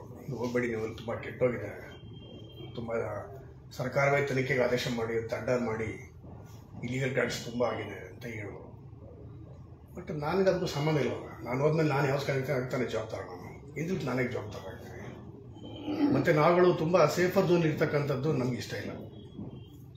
ಟಫ್ ಆಗಿರೋದನ್ನೇ ಫೇಸ್ ಮಾಡಬೇಕು ಅನ್ನೋದು ಒಂದು ಮೊದಲಿಂದ ಅಭ್ಯಾಸ. ಹಾಗಾಗಿ ಇಲ್ಲ, ರಿಪೇರಿ ಮಾಡೋಕ್ಕೆ ಅವಕಾಶ ಇದ್ದಾಗ ನಾನು ರಿಪೇರಿ ಮಾಡೋಕ್ಕೆ ಹೋಗಲೇ ಹೋಗ್ತೀನಿ ಅಂತ ಬಂದೆ. ಆವಾಗ ಭಾಳ ಇಂಪಾರ್ಟೆಂಟಾಗಿ ನಾನು ಕಂಡಿದ್ದು ನಮ್ಮ ತಾಲೂಕು ಆಫೀಸ್ನ ನೌಕರರ ಮಾನಸಿಕ ಸ್ಥಿತಿ ತುಂಬ ಕುಗ್ಗೋಗಿತ್ತು. ಒಬ್ಬ ಸಮರ್ಥವಾದ ನಾಯಕ ಇಲ್ಲದೆ ಹೋದರೆ ಫಾಲೋವರ್ಸ್ ಒಂಥರ ತುಂಬ ಮಂಕಾಬಿಡೋದು ಸಹಜ. ಎಲ್ಲ ಚಳುವಳಿಗಳಿಗೂ ಹಂಗಿದೆ. ಅದು ಆಫೀಸು ಕೂಡ ಹಾಗೆ ಇತ್ತು. ಸೊ ಅವರಲ್ಲಿ ಎನರ್ಜಿ ತುಂಬಬೇಕು, ಎನರ್ಜೈಸ್ ಮಾಡಬೇಕು ಅವ್ರನ್ನ, ಅವ್ರಿಗೆ ಮತ್ತೆ ಕೆಲಸ ಮಾಡೋ ಥರ ಮಾಡಿಸ್ಬೇಕು. ಮೊದಲನೇದು. ಎರಡನೇದು, ಕಚೇರಿ ಕಟ್ಟಡ ಅದು ಪ್ರೆಮಿಸಸ್ ಸಂಪೂರ್ಣವಾಗಿ ಕೆಟ್ಟ ಸ್ಥಿತಿಲಿತ್ತು. ಅದನ್ನು ಹೇಗಾದರೂ ರಿಪೇರಿ ಮಾಡಬೇಕಲ್ಲ ಅಂತೇಳಿ ನಾವು ಬಂದ ಒಂದು 15 ದಿನಕ್ಕೆ ಮಳೆ ಬರ್ತಾಯಿತ್ತು. ಹಂಗೂ ನಾನು ಪಂಚಾಯತ್ ಬಂದು ಎಲ್ಲ ಮೇಲ್ಗಡೆಗಿಂತ ಪಾಚಿನೆಲ್ಲ ಕಿತ್ತು ನೀಟ್ ಮಾಡ್ಸೋಕ್ಕೆ ಶುರು ಮಾಡಿದೆ. ನಮ್ಮ ನೌಕರರು ಮಾಡಿದ್ರು, ಅವರೇ ವಾಲಂಟಿಯರ್ ಮಾಡಿದ್ರು. ಮತ್ತು ಗ್ರಾಮ ಸೇವಕರನ್ನ ಕರೆಸಿ ಪೂರ್ತಿ ಕ್ಲೀನ್ ಮಾಡಿಸ್ಕೊಂಡು ಅಷ್ಟೇ. ಆದರೆ ಮಳೆ ಸುರಿಯೋದಿತ್ತಲ್ಲ, ಅದು ನನ್ನ ಚೇಂಬರೇ ಸುರಿತಾ ಇತ್ತು, ಅಷ್ಟು ಕೆಟ್ಟದಾಗಿತ್ತು. ನನ್ನ ಅವಧಿನಲ್ಲೇ ನನಗೆ ಭಾಳ ಖುಷಿಯಾಗಿ ಅಂದರೆ 1 ಕೋಟಿ ಬಿಡುಗಡೆ ಆಗುತ್ತೆ ಇಮಿಡಿಯೇಟಾಗಿ ನನಗೆ. ಆವಾಗ ರಜಾಕ್ ಅಂತ ಒಬ್ಬರು ಕಾಂಟ್ರಾಕ್ಟ್ರು ಬಂದು ನಾನು ಭೇಟಿ ಆದರು. ಅದು ಏನು ಪ್ಲ್ಯಾನ್ ನಿಮ್ಗೆ ತೋರಿಸಿ ಅಂತ ಕೇಳಿದೆ. ಅವ್ರಿಗೆ ತೋರಿಸಿದ್ರು. ಇಷ್ಟು ಕೆಲಸಕ್ಕೆ 1 ಕೋಟಿ ಖರ್ಚು ಮಾಡಬೇಕು ನಾವು. ಆಯಿತು, ನೀವು ಮಾಡಿ, ನನಗೆ ಕೆಲವು ಬೇರೆ ಡಿಮಾಂಡ್ಸ್ ಇರೋದು, ನೀವು ಮಾಡಲೇಬೇಕಾಗುತ್ತೆ ಅಂದ್ಬಿಟ್ಟು ಹೇಳಿದೆ ಅವರಿಗೆ. ಆಯ್ತು ಸರ್, ದುಡ್ಡು ಉಳಿತಾರೆ ಮಾಡ್ಕೊಡ್ತೀನಿ ಅಂತ ಹೇಳಿದ್ರು. ಆವಾಗ ಸಾಧಾರಣವಾಗಿ 1 ಕೋಟಿ ಹಾಕ್ಬಿಟ್ಟು ಹೊಟ್ಟೋಗ್ತಾರೆ. ಕಡ್ಡಾಯವಾಗಿ 3 ಕೋಟಿ ಹೊಡಿಬೇಕು ಅಂತ ಹೊಡಿಸಿದೆ. ಆಮೇಲೆ ರೆಕಾರ್ಡ್ ರೂಮ್ ತುಂಬ ಕೆಟ್ಟ ಸ್ಥಿತಿಲಿತ್ತು. ಅಲ್ಲಿದ್ದಂಥ ಪಿಲ್ಲರ್ಗಳು ಮತ್ತು ಸ್ಲ್ಯಾಬ್ಗಳು ಅದೆಲ್ಲ ಎಕ್ಸ್ಟ್ರಾ ಅದು ವೇಸ್ಟ್, ಅದು ಆ್ಯಕ್ಚುಲಿ ಜಾಗನೇ ಹಿಡ್ಕೊಂಬಿಟ್ಟಿತ್ತು ತುಂಬ. ಅದು ಕಂಪ್ಲೀಟ್ ಒಡೆದು ಬಿಸಾಕಿಸಿದೆ. ಒಡೆದು ಬಿಸಾಕಿ ಟೈಲ್ಸ್ ಹಾಕ್ಸಿದೆ. ಅದು ಆ್ಯಕ್ಚುಲಿ ಎಸ್ಟಿಮೇಟ್ ಇರಲಿಲ್ಲ. ನೀವು ಮಾಡಿ ಫಸ್ಟ್ ಟೈಮ್ ನೋಡ್ಕೊತೀನಿ ಅಂತ ನಾನು ಮಾಡಿಸ್ದೆ. ಆಮೇಲೆ ನನ್ನ ಕೋರ್ಟ್ ಹಾಲು ಮತ್ತು ನನ್ನ ತಹಸೀಲ್ದಾರ್ ಚೇಂಬರ್ ಇತ್ತಲ್ಲ, ಅಲ್ಲಿ ಬಂದರು. ಅಲ್ಲಿ ಬಂದಾಗ ಏನು ಮಾಡಿದ್ರು, ಮ್ಯಾಟ್ ಹಾಕ್ಬಿಟ್ರು. 80,000 ರೂಪಾಯಿ ಖರ್ಚಾಯಿತು, ಹಾಕ್ಬಿಟ್ಟು. ಬೆಳಗ್ಗೆ ಬಂದು ನೋಡಿದ್ರೆ ಅದು ಚೆನ್ನಾಗಿ ಕಾಣ್ತಾ ಇಲ್ಲ. ಕಿತ್ತು ಬಿಸಾಕ್ಬಿಟ್ಟು ಟೈಲ್ಸ್ ಹಾಕಿ ಅಂತ ಕಿತ್ತು ಬಿಸಾಕಿ ಟೈಲ್ಸ್ ಹಾಕಿದ್ರು. ಹಾಕಿದ್ರು.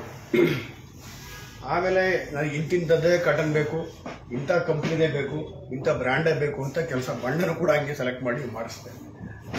ನನಗೆ ಯಾಕೆ ಇಷ್ಟಪಡ್ತೀನಿ ನನಗೆ ಕೆಲಸ ಅಂತಂದರೆ, ನಾವು ಮನೆ ಮತ್ತು ಕಚೇರಿ ಎರಡನ್ನ ಕಂಪೇರ್ ಮಾಡೋಕ್ಕಾಗಿ ಹೆಚ್ಚು ಕಾಲ ಕಳೆದು ಕಚೇರಿಲಿ ಕಾಲ ಕಳೀತೀವಿ.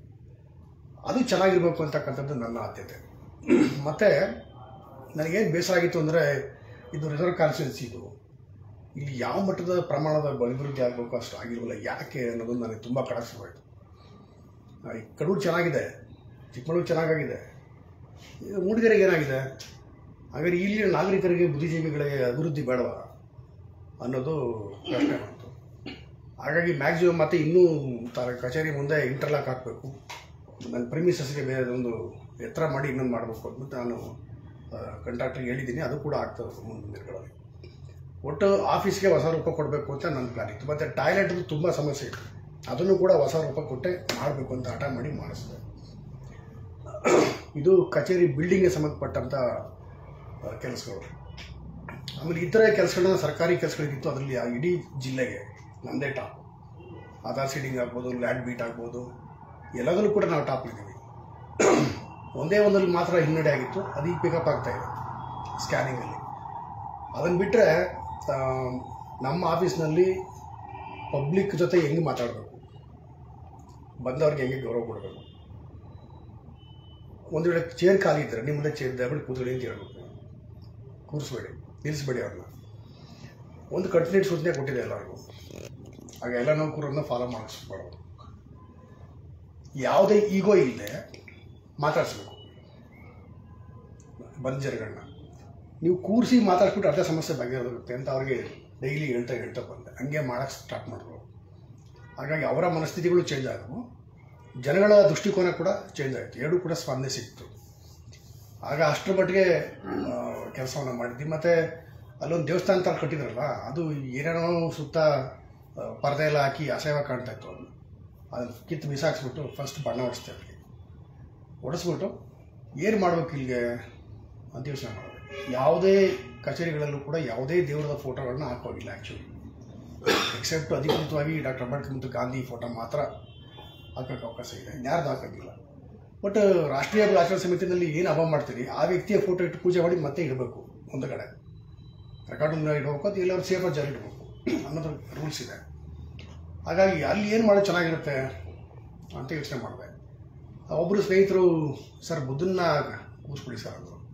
ಇಲ್ಲ, ಬುದ್ಧನ ಕೂರಿಸಿ ಅದು ಧರ್ಮದ ಸಂಕೇತವೇ ಆಗುತ್ತೆ, ಜೊತೆಗೆ ಅಲ್ಲಿ ಯಾರು ಪೂಜೆ ಮಾಡೋಕ್ಕೆ ಬರಲ್ಲ, ಯಾಕಂದರೆ ಬೌದ್ಧ ಯಾರು ಇಲ್ವಲ್ಲ ಅಲ್ಲಿ, ಹಂಗಾಗುತ್ತೆ, ಅದು ಒಳ್ಳೆಯದಲ್ಲ, ಅದು ಬೇಡ. ಅದು ನಾನು ಯೋಚನೆ ಮಾಡ್ತೀನಿ ಬಿಡಿ ಸುಮ್ಮನೆ ಆಗ್ಬಿಟ್ಟು ನನ್ನ ತಲೆ ಒಳಗೆ ಬಂತು ಸಂವಿಧಾನದ ಪೀಠಿಕೆ, ಇದು ಬೆಸ್ಟ್ ಐಡಿಯಾ ಅಂತೇಳಿ ಕೆಳಗಡೆ 2 ಜಿಂಕೆ, ಮಧ್ಯೆ ಒಂದು ಧಮ್ಮಚಕ್ರ, ಅದ್ರ ಮೇಲೆ ಸಂವಿಧಾನ ಪೀಠಿಕೆ, ಆ ಪೀಠಿಕೆ ಮೇಲೆ ರಾಷ್ಟ್ರ ಲಾಂಛನ, ಅದರ ಮೇಲೆ ಸಂವಿಧಾನದ ಪುಸ್ತಕ, ಆ ಪುಸ್ತಕದ ಮೇಲೆ ಒಂದು ಸ್ಲೋಗನ್ ಬಾಬಾ ಸಾಹೇಬ್ರದ್ದು, ರಕ್ತಪಾತರಹಿತ ಸಾಮಾಜಿಕ ಮತ್ತು ಆರ್ಥಿಕ ಬದಲಾವಣೆ ನಿಜವಾದ ಪ್ರಜಾಪ್ರಭುತ್ವ, ಬಾಬಾ ಸಾಹೇಬ್ ಅಂತ ಬರೀ ಅಂತ ಒಬ್ಬ ಶಿಲ್ಪಿನ ಭೇಟಿ ಮಾಡಿ ಬೇಲೂರಲ್ಲಿ ಅಷ್ಟೊಂದು ಐಡಿಯಾ ಕೊಟ್ಟು ಒಂದು ನನ್ನ ಚಿತ್ರ ಬರ್ಕೊಟ್ಟೆ, ಈಗ ಮಾಡಪ್ಪ ನೀವು ಅಂತ ಮಾಡಿಕೊಟ್ಟ.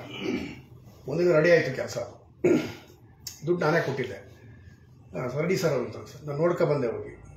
ನೆಕ್ಸ್ಟ್ ಡೇ 10 ಗಂಟೆಗೆ ಬಂದು ಹಾಕು ನೀನು ಒಂದು ತಂದು ಹಾಕ್ತಾ.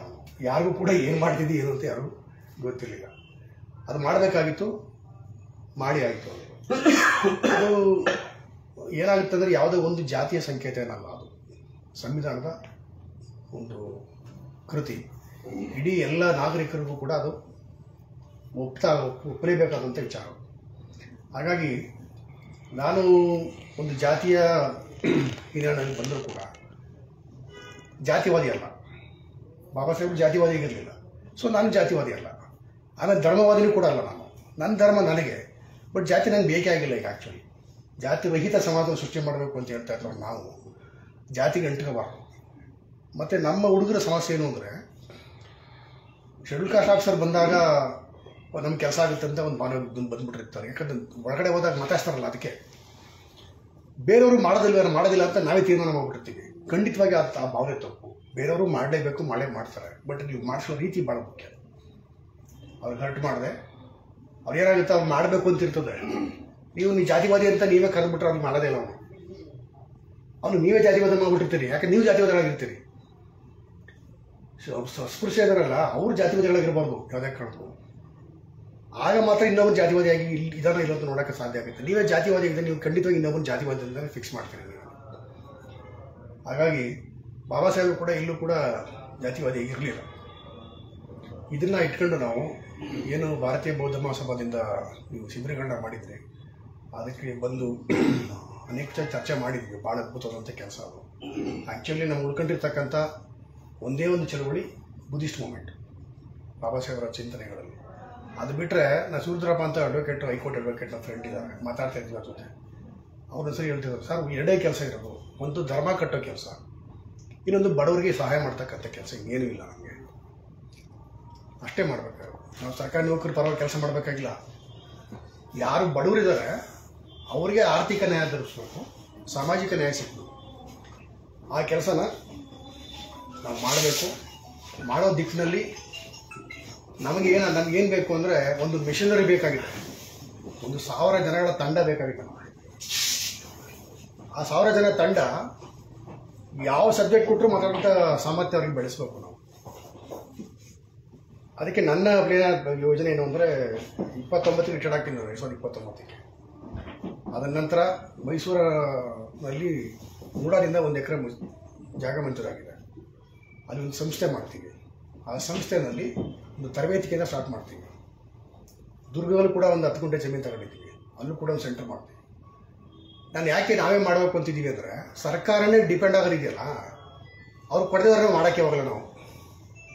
ಅದಕ್ಕೆ ನಿಮ್ಮನ್ನ ಯಾಕೆ ನಂಬ್ಕೋಬೇಕು ನಾವು?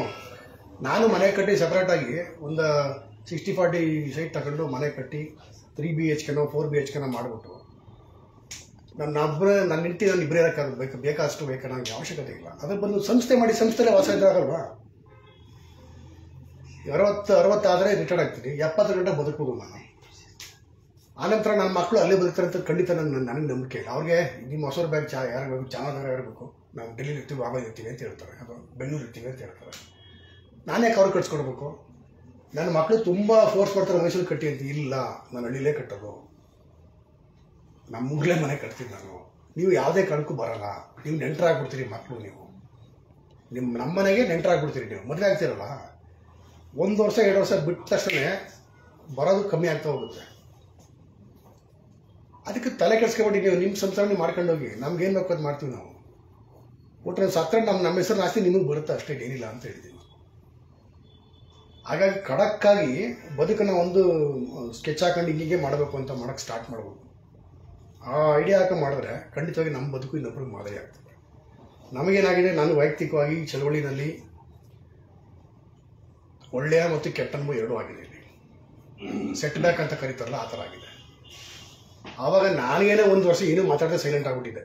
ಒಂದು ಹಂತದಲ್ಲಿ ಬ್ಯಾಕ್ಗ್ರೌಂಡ್ ಸೈಲೆಂಟಾಗಿ, ಇದು ನಾವು ಹಿಂಗೆ ಆಗ್ಬಿಡ್ತೀವನಪ್ಪ, ಇಂಥ ಕಳ್ಳರೆ ಆಗ್ಬಿಡ್ತೀವನೋ, ನಾವು ಹಿಂಗೆ ಮೋಸ ಮಾಡ್ಬಿಡ್ತೀವನೋ ಅಂತ ನನಗೆ 1 ವರ್ಷ ಪೂರ್ತಿ ನಾನು ಹೆಂಡತಿ ಹೇಳಿರಿ, ಯಾಕೆ ಅದನ್ನು ಪದೇ ಯೋಚನೆ ಮಾಡ್ತೀರಿ ನೀವು ಮೋಸ ಮಾಡಲ್ಲ, ನಿಮ್ಮ ಕೈಲಿ ಆಗಲ್ಲ ಅಂತ ನನಗೆ ಹೆಂಡತಿ ಹೇಳೋಳು. ನನಗೆ ಕೊನೆಗೆ ಅದು ತಿಳಿಯಾಗಬೇಕಲ್ಲ. ಅದು ಒಂದು ಕೆರೆಗೆ ಕಲ್ಲು ಹೊಡೆದ್ರೆ ಕರ ಇರ್ತಲ್ಲ ಮಣ್ಣು, ಅದೆಲ್ಲ ತಿಳಿಯಾಗಬೇಕು, ಟೈಮ್ ಬೇಕು. ಅದು ಹಂಗೆ ತಿಳಿಯಾಯಿತು. ಆದ ನಂತರ ನಮ್ಗೆ ಸಿಗೋದಿಲ್ಲಿ ಉತ್ತರ ಅಂದರೆ ಬಾಬಾ ಸಾಹೇಬ್ ಪುಸ್ತಕಗಳು ಸಿಗ್ತದೆ. ಅಸಾವಾಸ್ಯಾಗಿ ಮತ್ತೆ ಓದೋಕ್ಕೆ ಶುರು ಮಾಡಿದೆ. ಆಮೇಲೆ ಒಂದು ಹೊಸದಾಗಿ 1 ವರ್ಷ ಹೋದ್ಮೇಲೆ ನಮಗೆ ಕ್ಲಾರಿಟಿ ಸಿಕ್ತು. ಸೊ ಚಳುವಳಿಗೆ ಹೊಸ ಜೀವ ಕೊಡೋಕ್ಕೆ ಇವತ್ತು ಕೂಡ ಅವಕಾಶ ಇದೆ. ಆದರೆ ಬೇಕಾಗಿರ್ತಕ್ಕಂಥದ್ದು ಎರಡೇ ಒಂದು ಪ್ರಾಮಾಣಿಕತೆ, ಇನ್ನೊಂದು ಬದ್ಧತೆ. ಸಾಯವರೆಗೂ ಬದ್ಧತೆಯಿಂದ ಬದುಕಬೇಕು. ಪ್ರಾಮಾಣಿಕತೆ ಯಾವುದಕ್ಕೆ ಪ್ರಾಮಾಣಿಕತೆ? ಆ ಸಿದ್ಧಾಂತಕ್ಕೆ ಪ್ರಾಮಾಣಿಕತೆ ಬದುಕಬೇಕು. ಅದು ನನಗಿರ್ತಕ್ಕಂಥ ದೊಡ್ಡ ಸವಾಲು. ಹಾಗಾಗಿ ನಾವು ನಿರಾಸೆ ಅವಶ್ಯಕತೆ ಇಲ್ಲ. ನನಗೊಬ್ಬರು ಯಾರೋ ಸ್ನೇಹಿತರು ಸಿಕ್ಕಿದ್ರು, ಇಲ್ಲೇ ಮೂಡಿಗೆರೆಯವರೇ, ಯಾರು ಪ್ರಸನ್ನ ಅಂತೇಳಿ, ಅವರು ರೆಸಾರ್ಟ್ ಲೀಡರ್ಗಳು, ಅವರು ಹೋಯ್ತಾರ ಸರ್ ಚಳವಳಿ. ಖಂಡಿತ ಇದು ಸತ್ತೋಗಿಲ್ಲ ರೀ, ಇದು ಯಾವಾಗ ಬೇಕಾದ್ರೂ ಎದ್ಬಿಡ್ತದೆ ಅಂತ ತಾಕತ್ತಿರೋ ಚಳವಳಿ ಇರ್ತದೆ. ಯಾವಾಗ ಬೇಕು ಎದ್ಬಿಡ್ತದೆ. ಆ ಎದ್ಸೋಕೆ ಒಬ್ಬ ನಾಯಕ ಬೇಕು ಅಷ್ಟೇ ಅಂತ ನಾನು. ಈಗ ನಾಯಕ ಎಷ್ಟು ಜನ? ಒಂದು ತಾಲೂಕಿಬ್ಬರು ನನಗೆ ಸ್ಟ್ರಾಂಗ್ ಆಗಿರೋ ಕೇಳಿರೋದು. ತಾಲೂಕಿಬ್ಬರು ತುಂಬ ಪ್ರಾಮಾಣಿಕತೆ, ಬದ್ಧತೆ ಇರ್ತಕ್ಕಂಥವ್ರು. 250 ತಾಲೂಕು ಎಷ್ಟು ಜನ ಬೇಕು? 500 ಜನ ಬೇಕು. 500 ಜನ ರೆಡಿ ಮಾಡೋಕ್ಕೆ ಎಷ್ಟು ಜನ, ಎಷ್ಟು ಟೀಮ್, ಎಷ್ಟು ವರ್ಷ ಬೇಕು? 1 ವರ್ಷ ಸಾಕು. 1 ವರ್ಷದಲ್ಲಿ 500 ಜನ ತರಬೇತಿ ಮಾಡೋಕ್ಕೆ ಎಷ್ಟು ಖರ್ಚಾಗುತ್ತೆ? 5 ಲಕ್ಷ ಖರ್ಚಾಗುತ್ತೆ ಅಷ್ಟೇ. 500 ಜನ ನಮಗೆ ಮಿಲಿಟ್ರಿ ಥರ ಡೆವಲಪ್ ಮಾಡಿಬಿಟ್ರೆ ವಿ ಕ್ಯಾನ್ ಕ್ರಿಯೇಟ್ ವಂಡರ್ಸ್. ಆ ಥರದ ಒಂದು ತಂಡ ರೆಡಿ ಮಾಡೋಕ್ಕೆ ನಾವು ರಾಜ್ಯದಂತ ಕೆಲಸ ಮಾಡಬೇಕಾಗಿದೆ. ಸ್ಟೇಟ್ ಬೋರ್ಡ್ 29 ನಂತರ ಆ ಹುಡುಕೋ ಕೆಲಸನೇ ನಾನು ಮಾಡೋದು, ಏನೂ ಮಾಡಲ್ಲ. ಎಲ್ಲ ತಾಲೂಕು ಭೇಟಿ ಕೊಡ್ತೀನಿ. ಯಾರು ಪ್ರಾಮಾಣಿಕತೆ, ಬದ್ಧತೆ ಇರ್ತಾರೆ ಅವನು ಹುಡುಕ್ತೀನಿ. ಅವನ್ನ ಆ ಹುಡುಕಿ ಆ ಬೆಂಗಳೂರಲ್ಲೋ ಅಥವಾ ಚಾಮರಾಜನಗರಲ್ಲೋ ಅಥವಾ ಮೂಡಿಗೆರೆನಲ್ಲೋ ಒಂದು ದೊಡ್ಡ ಶಿಬಿರ ಮಾಡಿ, ನಿರಂತರವಾಗಿ ಶಿಬಿರ ಮಾಡಿ ಅವ್ರನ್ನ ಬೆಳೆಸ್ತಕ್ಕಂಥ ಕೆಲಸವನ್ನು ನಾವು ಮಾಡಬೇಕಾಗಿದೆ. ಆಗ ಮಾತ್ರ ನಾವು ಸಂವಿಧಾನ ಜಾರಿ ಆಗಿಲ್ಲ ಸರಿಯಾಗಿ. ಮತ್ತು ಸಂವಿಧಾನ ಜಾರಿ ಮಾಡಬೇಕಾದ್ರೆ ನಾವೇನು ಮಾಡಬೇಕು, ಆ ಪ್ರಶ್ನೆ ನಿಮ್ಮ ಮುಂದೆ ಇಡ್ತಾ ಹೋಗ್ತೀನಿ ನಾನು. ಆ ದಿಕ್ಕಿನಲ್ಲಿ ನೀವು ಮಾನಸಿಕವಾಗಿ ಸಿದ್ಧರಾಗಬೇಕು. ಮತ್ತು ಯಾರು ಕೂಡ ಪರಾವಲಂಬಿಯಾಗಿರ್ತಕ್ಕಂಥ ಚಳವಳಿ ಮಾಡೋಕ್ಕಾಗಲ್ಲ. ಸ್ವಾವಲಂಬಿನೇ ಆಗಿರ್ಬೇಕು ಅವನು. ಪರಾವಲಂಬಿ ಏನಾಗ್ತದೆ, ನಾವು ಕರಪ್ಟ್ ಆಗ್ಬಿಡ್ತಾನೆ. ಸ್ವಾವಲಂಬಿ ಆಗಿರ್ತಕ್ಕಂಥವ್ರೆ ಭ್ರಷ್ಟರು ಇರಬೇಕಾದ್ರೆ ಇಲ್ಲಿ ಏನು ಚಂದ್ರು ದುಡ್ಡು ತಗತ್ ಸಮ ಸಿಗ್ತಾ ಇರೋರೇ ಕರಪ್ಟ್ ಆಗಬೇಕಾದ್ರೆ ಪರಾವಲಂಬಿ ಆಗೋಕ್ಕೆ ಕಷ್ಟವಾ ಆಗ್ಬಿಡ್ತು. ತಪ್ಪಿಲ್ಲ ಅದರಲ್ಲಿ, ನನ್ನ ದೃಷ್ಟಿಯಲ್ಲಿ ತಪ್ಪಿಲ್ಲ. ಪರಾವಲಂಬಿ ಆಗಿ ಖರ್ಚು ಮಾಡೋಕ್ಕೆ ತಪ್ಪಿಲ್ಲ. ಹಾಗಾಗಿ ನಮ್ಮ ಕಾಂಚರಾಮ್ ಸಾಹೇಬ್ ಹೇಳ್ತಾರೆ, ಚಳವಳಿನ ಹೆಂಗೆ ನಡೆಸಬೇಕು ಅಂತ ಅನ್ನೋದಕ್ಕಿಂತಲೂ ಚಳವಳಿಗಳನ್ನ ಹೇಗೆ ನಡೆಸಬಾರದು ಅಂತ ಮಹಾರಾಷ್ಟ್ರದವ್ರು ನೋಡಿ ಕಲೀರಿ ಅಂತದ್ದು. ಮಹಾರಾಷ್ಟ್ರದ ನೋಡಿ ಕಲಿಬೇಕು ಚಳವಳಿ ಹೇಗೆ ನಾನು ಮಾಡಬಾರ್ದು ಅಂತ. ಅದಕ್ಕೆ ನಾವು ಹೇಗೆ ಮಾಡಬಾರ್ದು ಅಂತ ನಮ್ಗೆ ಗೊತ್ತಾಗ್ಬಿಟ್ಟದೆ. ಈಗಾಗಲೇ ಅನುಭವನೇ ಆಗಿದೆ, ಹೇಗೆ ಮಾಡಬೇಕು ಅನ್ನೋ ಉಳ್ಕೊಂಡಿದೆ ಅಷ್ಟೇ. ಹಾಗೆ ಮುಂದೆ ದಿನಗಳಲ್ಲಿ ಆ ಕೆಲಸ ಮಾಡೋಣ. ಬಟ್ ಮಾಡುವಾಗ ದಯಮಾಡಿ ಯಾರು ಕೂಡ ಜಾತಿವಾದಿಗಳಾಗಿ ನೀವು ಇರಬೇಡಿ, ಧರ್ಮವಾದಿಗಳಾಗಿ ಕೂಡ ಇರಬೇಡಿ, ಸಂವಿಧಾನವಾದಿಗಳಾಗಿ ಮಾತ್ರ ಇರಬೇಕು. ಅದರಿಂದ ಮಾತ್ರ ನೀವು ಸಮಾಜದಲ್ಲಿ ನಿಜವಾದ ಗೌರವ ಸಿಗುತ್ತೆ. ಇಲ್ಲಿ ಒಂದು ಜಾತಿವಾದಿಗಳಾಗ್ಬಿಟ್ರೆ, ಧರ್ಮವಾದಿಗಳಾಗ್ಬಿಟ್ರೆ ನೀವು ನಿಮ್ಮ ಜಾತಿನೇ ತಿರಸ್ಕಾರ ಮಾಡ್ತಾರೆ, ನಿಮ್ಮ ಧರ್ಮದವರೇ ತಿರಸ್ಕಾರ ಮಾಡ್ತಾರೆ. ಯೂನಿವರ್ಸಲ್ ಯೋಚನೆ ಮಾಡಿದ್ರೆ ಮಾತ್ರ ಸಮಾಜ ಯೋಚನೆ ಮಾಡುತ್ತೆ. ಬಾವಿ ಕಪ್ಪೆಗಳ ಥರ ಯೋಚನೆ ಮಾಡೋ ಅವಶ್ಯಕತೆ ಇಲ್ಲ. ಅಂಥ ಪ್ರಬುದ್ಧ ಮನಸ್ಸುಗಳನ್ನ ಸೃಷ್ಟಿ ಮಾಡ್ತಕ್ಕಂಥ ಬಹುದೊಡ್ಡ ಆಂದೋಲನವನ್ನು ಮಾಡಬೇಕಾಗಿದೆ. ಅದಕ್ಕೆ ನಾನು after my retirement education movement ಮಾಡಬೇಕು ಅಂತ ಇದ್ದೀನಿ, ಶೈಕ್ಷಣಿಕ ಆಂದೋಲನ. ಆ ಶೈಕ್ಷಣಿಕ ಆಂದೋಲನಕ್ಕೆ ನನ್ನ ತಾಲೂಕು ಚಾಮರಾಜನಗರ ತಾಲೂಕು ನನಗೆ ಬೆಸ್ಟು. ಅದನ್ನು ಮಾಡಲಾಗಿ ತಗೋತೀನಿ, ಅದನ್ನು ಮಾಡ್ತೀನಿ, ನಾನು ಬಿಡೋಲ್ಲ. ಹಾಗಾಗಿ ನೀವು ಕೂಡ ಆ ಥರದ ಪ್ರಬುದ್ಧ ಸಮಾಜವನ್ನು ಕಟ್ಟಕ್ಕೆ ಪ್ರಬುದ್ಧ ಮನಸ್ಸನ್ನ ಸೃಷ್ಟಿ ಮಾಡಬೇಕು. ಪ್ರಬುದ್ಧ ಮನಸ್ಸು ಪ್ರಬುದ್ಧ ಸಮಾಜವನ್ನು ಕಟ್ಟುತ್ತೆ. ಪ್ರಬುದ್ಧ ಸಮಾಜ ಇರ್ತಕ್ಕಂಥದ್ದೇ ಪ್ರಬುದ್ಧ ಭಾರತ ಆಗುತ್ತೆ. ಇಷ್ಟನ್ನು ಹೇಳ್ತಾ ಈ ದಿನ ನಾನು ಮೂಡಿಗೆರೆಯಿಂದ ವರ್ಗಾವಣೆ ಆಗಿದ್ದೀನಿ, ಚಾರ್ಜ್ ಕೂಡ ಕೊಟ್ಟಿದ್ದೀನಿ. ಎಷ್ಟು ಒಳ್ಳೆ ಕೆಲಸ ಮಾಡ್ತೀವಿ ಅನ್ನೋದನ್ನ ನಾನು ಹೇಳ್ಕೊಂಡು ಚೆನ್ನಾಗಿರಲ್ಲ, ಅದನ್ನ ಸಮಾಜ ಗುರುತಿಸ್ತದೆ. ಆ ಗುರುತಿಸಿ ನಮ್ಮನೆಯನ್ನು ಗೌರವಿಸಬೇಕಾಗಿಲ್ಲ, ಸನ್ಮಾನಕ್ಕೆ ಆಸೆ ಪಡೋದೆ, ಅವಮಾನಕ್ಕೆ ಅಂಜೋದೆ, ತನ್ನ ಜನಾಂಗದ ಏಳಿಗೆಗೆ ಬದ್ಧರಾದವರೇ ತಂದರು ಅಂತ ಬಾಬಾ ಸಾಹೇಬ್ ಹೇಳೋರು. ನಮಗೆ ಸನ್ಮಾನ ಮುಖ್ಯ ಅಲ್ಲ, ಆ್ಯಕ್ಚುಲಿ ಪ್ರೀತಿ ಮುಖ್ಯ, ಮೈತ್ರಿ ಮುಖ್ಯ. ಮೈತ್ರಿ ಮತ್ತು ಪ್ರೀತಿ ಇದ್ದರೆ ಫ್ರೆಟರ್ನಿಟಿ ಬರ್ತದೆ. ಫ್ರೆಟರ್ನಿಟಿ ಇದ್ದ ಸಮಾಜ ಇದೆಯಲ್ಲ, ಅದು ಬ್ಯೂಟಿಫುಲ್ ಸಮಾಜ. ಹಾಗಾಗಿ ನಿಮ್ಮೆಲ್ಲರ ಸೋದರತ್ವವನ್ನು, ಪ್ರೀತಿಯನ್ನು, ಮೈತ್ರಿಯನ್ನು ನನಗೆ ಸಿಕ್ಕಿದೆಯಲ್ಲ, ಅದು ನನಗೆ ದೊಡ್ಡ ಸಂಪಾದನೆ, ಆಸ್ತಿ. ಆಸ್ತಿನ ಎಲ್ಲಿ ಇಟ್ಕೋಬೇಕು, ಇಲ್ಲೇ ಇಟ್ಕೋಬೇಕು. ಇಟ್ಕೊಂಡು ಹೋಗ್ತಾ ಇದ್ದೀನಿ, ನನಗೆ ಭಾಳ ಖುಷಿ ಇದೆ. ಮತ್ತೆ ನಾನು ಬಂದಾಗ ಬೇರೆ ರೂಪ ಇರ್ತದೆ. ರಾಜಶೇಖರ ಮೂರ್ತಿ ಮೋಸ್ಟ್ಲಿ ಆ ಹೆಸರು ಇರೋದಿಲ್ಲ, ಮತ್ತು ನನ್ನ ಪೋಸ್ಟು ಇರೋದಿಲ್ಲ. ಆ ಬೇರೆ ರೂಪದಲ್ಲಿ ಕೆಲಸ ಮಾಡೋಣ. ತುಂಬ ಕೆಲಸಗಳಿದ್ದಾವೆ ನಮಗೆ. ಅಷ್ಟಕ್ಕೆ ಇಲ್ಲಿ ಏನಪ್ಪ ಅಂದರೆ, ನಾವು ನೆಲನ ವ್ಯವಸಾಯ ಮಾಡೋಕ್ಕೆ ಹದ ಮಾಡಬೇಕಲ್ಲ, ಜಮೀನ ಹದ ಮಾಡೋ ಕೆಲಸಕ್ಕೆ ಮಾತ್ರ ನಾನು 1 ವರ್ಷ ಸಾಕೋತೀನಿ ಬಂದಿದ್ದೆ. ಏನಿದ್ರು ಹದ ಮಾಡೋಕ್ಕೆ ಬಂದಿದ್ದೀನಿ, ಅದು ಆಗಿದೆ, ಯಾರು ಆಗುತ್ತೆ ಖಂಡಿತ. ಯಾರಿಗೂ ಜೈ ಭೀಮ್, ಜೈ ಭಾರತ್.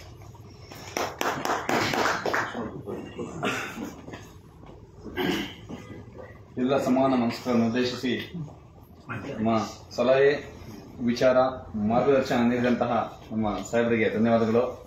ಚಂದ್ರಶೇಖರ್ ನಾಯ್ಕ ಮಾಡ್ತಾರೆ. ಹಾಗೆ ಈಗ ನಮ್ಮ ಬಹುಜನ ಸಮಾಜ ಪಾರ್ಟಿಯ ನಾಯಕರಾದಂಥ ಚಂದ್ರಶೇಖರ್ ಸರ್ ಬಂದಿದ್ದಾರೆ.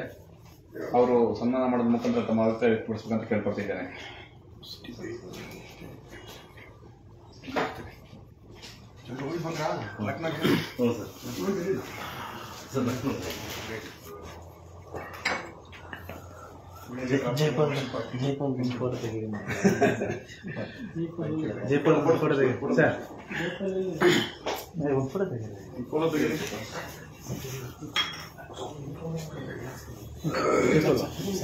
ಸ್ವಲ್ಪ ಬೆಳ್ಳಗೆ ಕಾಣಿಸ್ತದೆ, ಈ ಕಡೆ ಬನ್ನಿ. ಇಲ್ಲ ಬಿಡಿ, ಅದು ತೆಗೆದಿಟ್ಟು ಹಂಗೆ ಮಾಡಿಬಿಡಿ.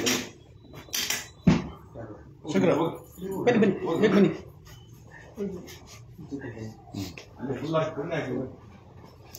ಒಳ್ಳೆದಾಗಲಿ ಸರ್, ಮಾರ್ಗದರ್ಶನ ನಮಗೆ ಇರಲಿ.